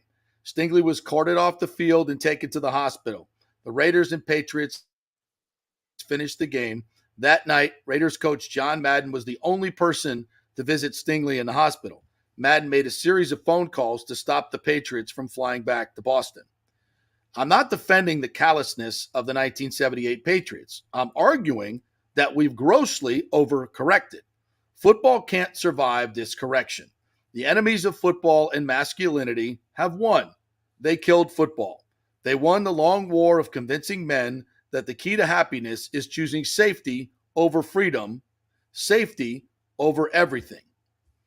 Writing for The Athletic, the sports writing arm of the New York Times, Steve Buckley argued that all future NFL games should be stopped whenever a player is motionless on the field. He concluded his post-game column with, "But when this happens again, and it will, the NFL should continue to stop the games and tell everyone to go home. In the 21st century, it should be unfathomable that the players, after witnessing an injury of this magnitude, be asked to simply put their helmets on and return to the huddle. It should be unfathomable that we would want to watch." End of quote from Steve Buckley. The column continues. "We used to go to football games hoping to see a player get the snot knocked out of him. We didn't want the player permanently injured. We wanted him knocked unconscious, removed from the game, and able to return with the help of smelling salts.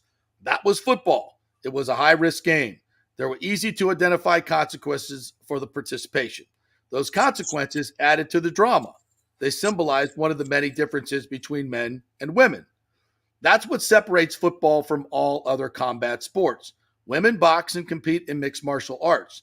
They don't play football, not without lingerie. Feminists aspire to create an androgynous world.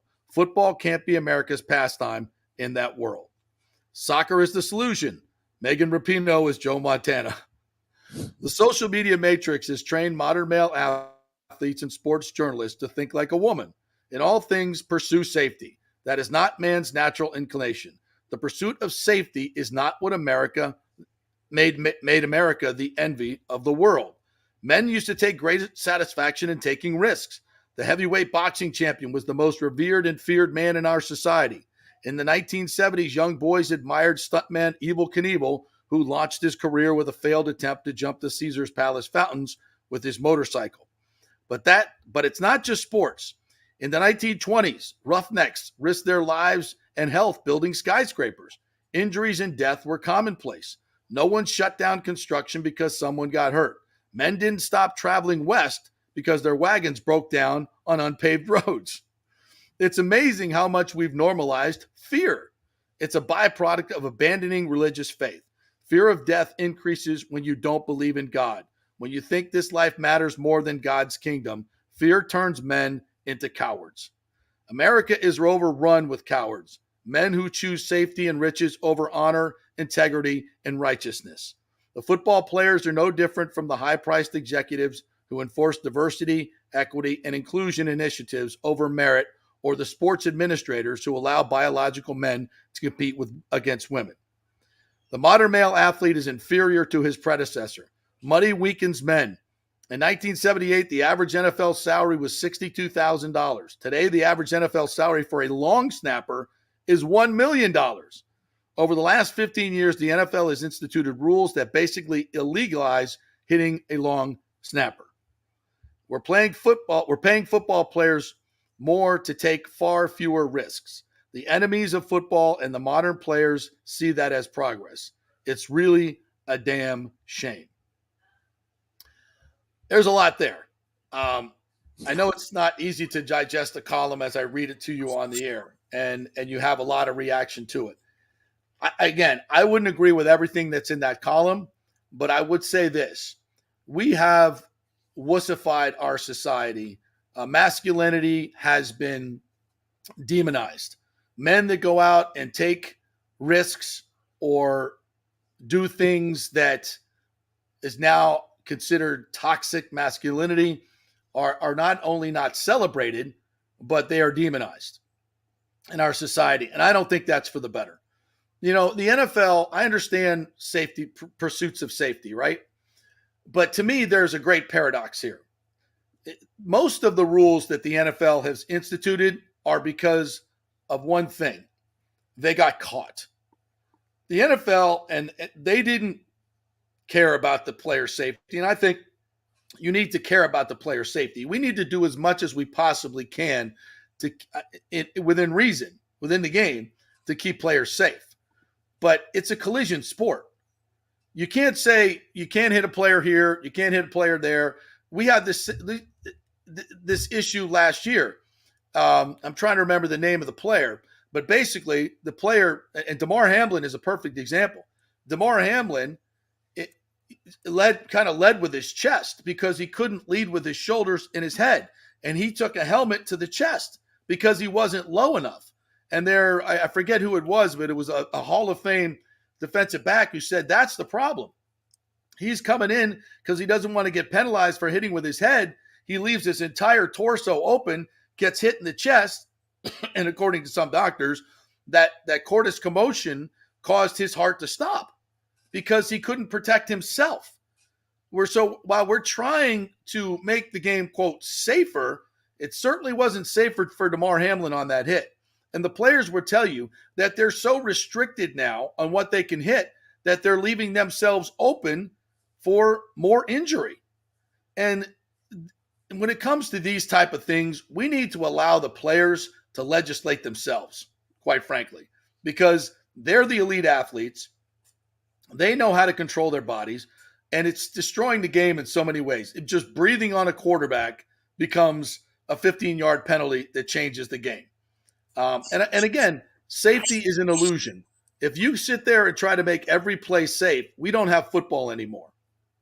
And frankly, I think there's a bit of a noble pursuit to playing games that are dangerous, that's what creates a lot of the drama.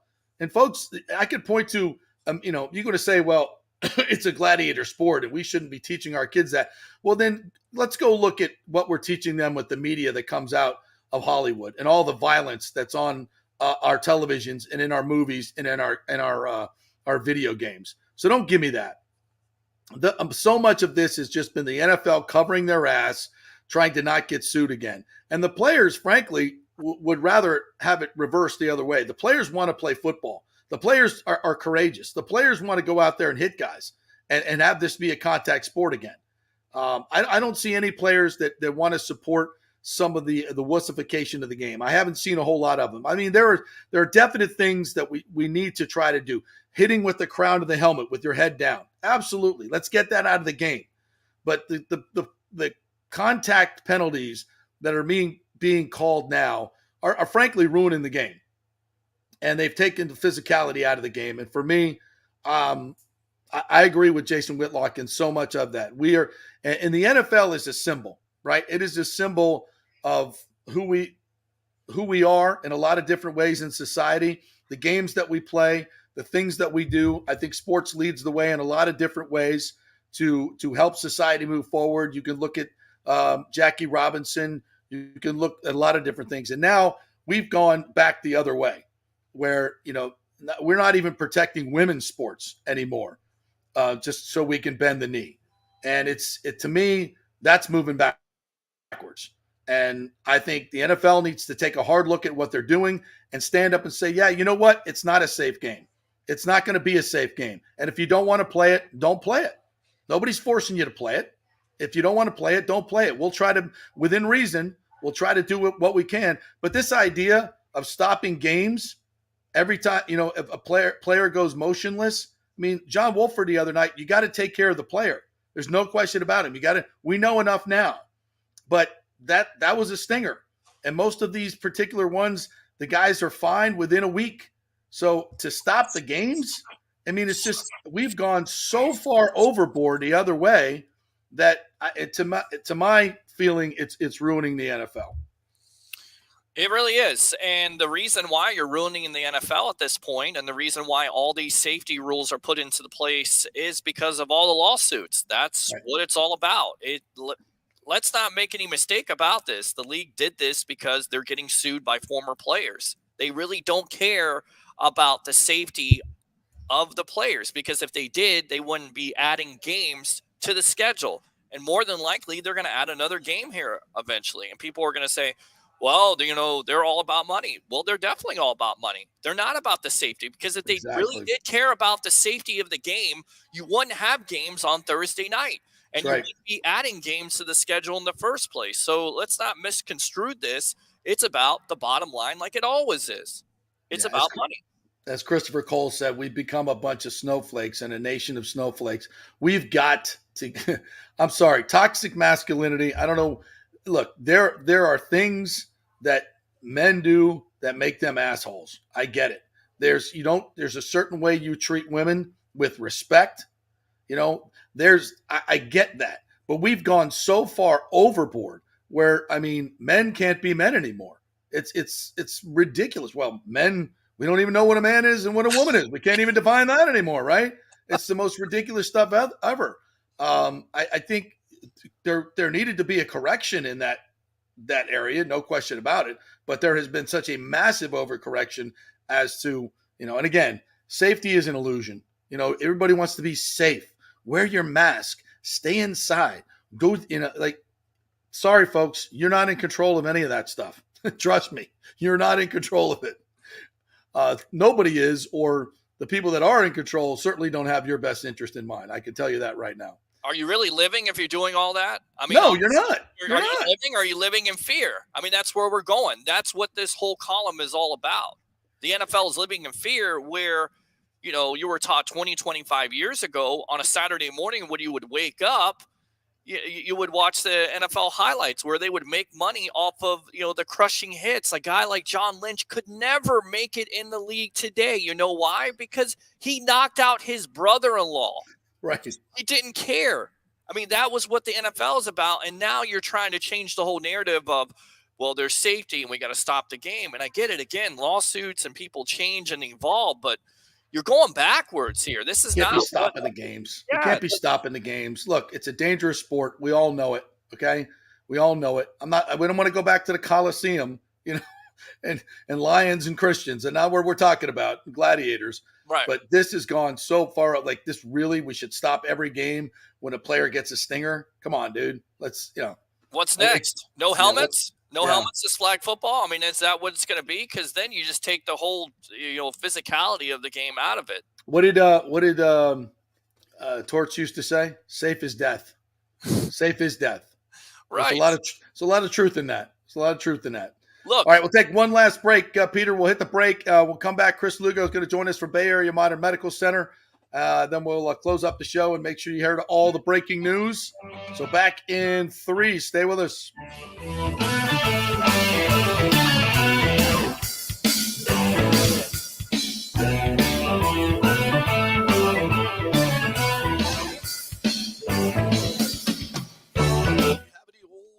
Sitting around the house. Well, the Golden Diamond Source will purchase a variety of different types of coins and bullion. Their gold buying program includes sterling silver, platinum, and watches. They also accept unusual pieces that other jewelry stores do not, such as gold bars and sterling silver flatware. The list of items they do accept is far more extensive than those they don't, so check it out. While you're there, you can check out the largest collection of any family-owned jewelry store in the country, especially with summer coming to an end. The holidays are right around the corner. Never too early to start your holiday shopping, especially if you're planning on getting engaged or have any birthdays or anniversaries coming up. Come on in and find out what buying jewelry should be like with an expert staff of gold and diamond jewelry enthusiasts. And the best part, they treat you like family. And if you're worrying about price, don't. The Golden Diamond Source has something for everyone's budget. They even have a layaway. If you stop in and get your favorite piece now, you can have it paid off by Christmas. Plus, you can even finance your purchase with 0% interest for up to 5 years, and you can get a $5,000 diamond for only $83 a month. It's the greatest folks in the world, Julie and Steve Weintraub, the Golden Diamond Source, 3800 Olmerton Road, always online at thegoldendiamondsource.com. JP here for the Jeeves Law Group, Jeeves. Call for a free case evaluation, 888-9-JEEVES. That's 888-9-JEEVES. We're local, we're trusted. The law firm brings over 80 years of combined legal experience focusing on clients in Tampa Bay, the state of Florida, and national class action cases. If you're injured, get that free case evaluation, no cost to you. The Jeeves Law Group's focus is on auto, truck, and motorcycle accidents, as well as class action and consumer protection law. Scott Jeeves is a board-certified civil trial lawyer and a certified circuit court mediator practicing in the Tampa Bay area for over 30 years. You hear him on the show all the time. Great guy, big Gator fan, and great for the community. The Jeeves Law Group is a highly skilled team with years of experience that will apply their skills, expertise, and knowledge to assist individuals who have been in an accident with compensation for damages, lost wages, medical expenses, pain and suffering, and property damage. Get that free case evaluation, 888-9-JEEVES. That's 888-9-JEEVES. JP here for my good friends at Italiano Insurance, and they did it again. Once again, Italiano Insurance stepping up with the best customer service. I was in a bind. My old insurance company, my auto insurance, jacked up my rates, so I called Charity at Italiano Insurance, and she stayed till 9:30 at night until she got my insurance done. And guess what? She searched all these companies for me. I didn't do the work. She did. Saved me $1,000 on my annual premium. $1,000, folks. That's real money. And that's what you get at Italiano Insurance. Great customer service. And here's another note for you, by the way, with hurricane season up. 40% of people in Florida are underinsured. That means if you have something happen during a hurricane and you need replacement costs, you're going to get 40% less than you deserve. Can't let that happen. Call the folks at Italiano Insurance and get them to help you out in both those regards. They will save you money and keep you insured properly.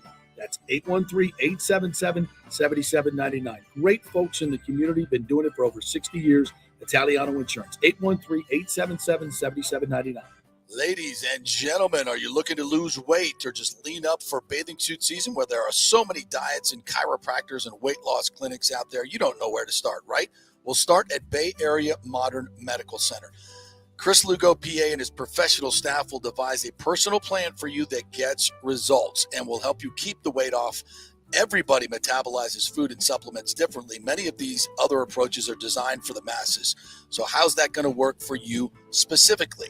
It's not. Chris will spend one-on-one time with you to find out what works best for you so the weight comes off safely without the use of harmful drugs and side effects. Call 844-977-3477 or go to BAMMC.com. Tell them JP sent you for priority scheduling. 844-977-3477 or BAMMC.com. Pure sports. JP is back on. Welcome back. FanStream Sports.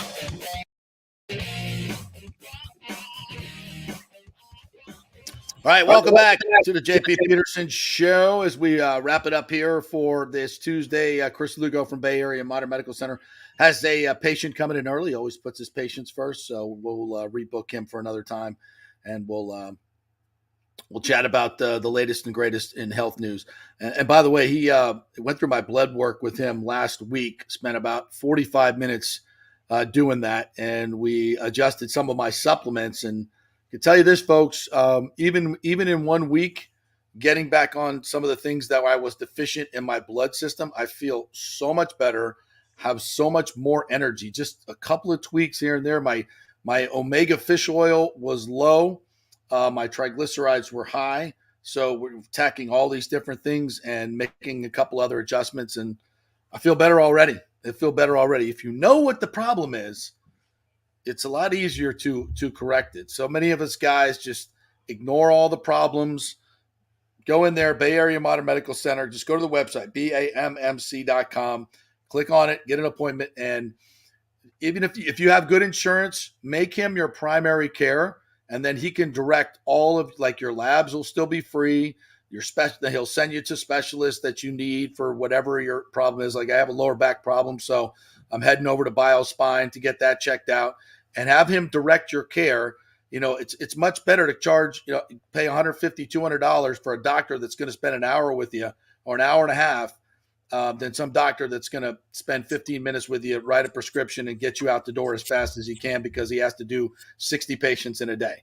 So you choose who you want to be your primary care. For me, I'll spend a little extra money on that end to get the care and a doctor that actually knows what's going on with me and not trying to hustle me out the door just to get because his boss says he's got to see 60 patients that day.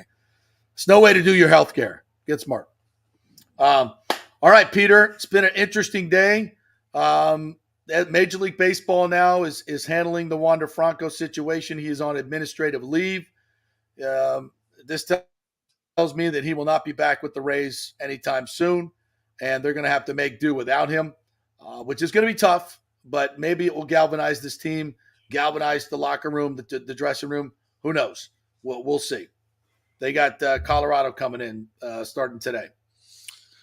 Yes, sir. I mean, we'll see what happens, but the longer this goes, the more likely that you're not going to definitely see him this year and possibly runs into next year. But hopefully it all works out. But right now, it doesn't look too good. The optic does not look too good at all. Does not. Also, Wander Franco, we talked about him. Baker Mayfield named the starting quarterback by Todd Bowles. Not a shock to anyone, certainly if you listen to this particular program. I think obviously that's the best thing moving forward. Now, let's see your starters go out there and play on Saturday night. Here's a little note from Jim Williams on Twitter, who covers the ACC. Says the ACC will only call for a meeting to approve the membership of Stanford, Cal, and SMU.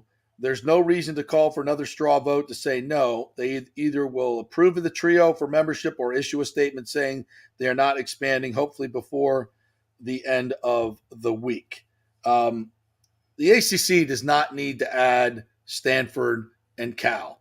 SMU, maybe, because they actually care about football in Texas. Absolutely no reason to add Stanford and Cal. It's just for optics.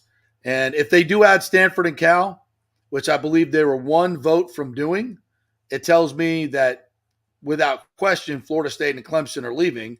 And again, folks, this is not against any of these academic institutions. This is just about football, and it's about money. And if you want to compete with the big boys, you're not going to be able to stay in the ACC. It's just that simple. And I don't think Florida State will. I was a little surprised that they didn't announce their exit by August 15th, but I think that just means that whatever talks they have going on behind the scenes with the SEC and the Big Ten, which obviously they do, they're in contact with them. They can't say that publicly, but I think they're probably not to a point where they feel like the deal is solid enough moving forward. And really, there's no real hurry to do so, not for this season anyway. And I think eventually you'll see them move on, or there'll be a whole reorganization. But I don't think Florida State wants to be a part of a conference that's going to get Stanford and Cal in there. I don't think that's going to be something that is in their best interest moving forward. All right, I think that'll do it for us for today. Great job, Peter Blake. Thanks to TJ Reeves, who joined us. Don't forget to find us on Apple and Spotify. We'll be back there today. And like us, subscribe to us. Also on YouTube. We'll be migrating over to FanStream Sports page on YouTube in the next couple of weeks. So make sure you go on that and like that as well. FanStream Sports DSP Media, and you can watch us there. And we got a new app coming out as well. Very excited about that. We'll be migrating over to a new app. So if you're listening on the old app, stay tuned and find out how to find the new app. Have a great day, everybody. See you tomorrow.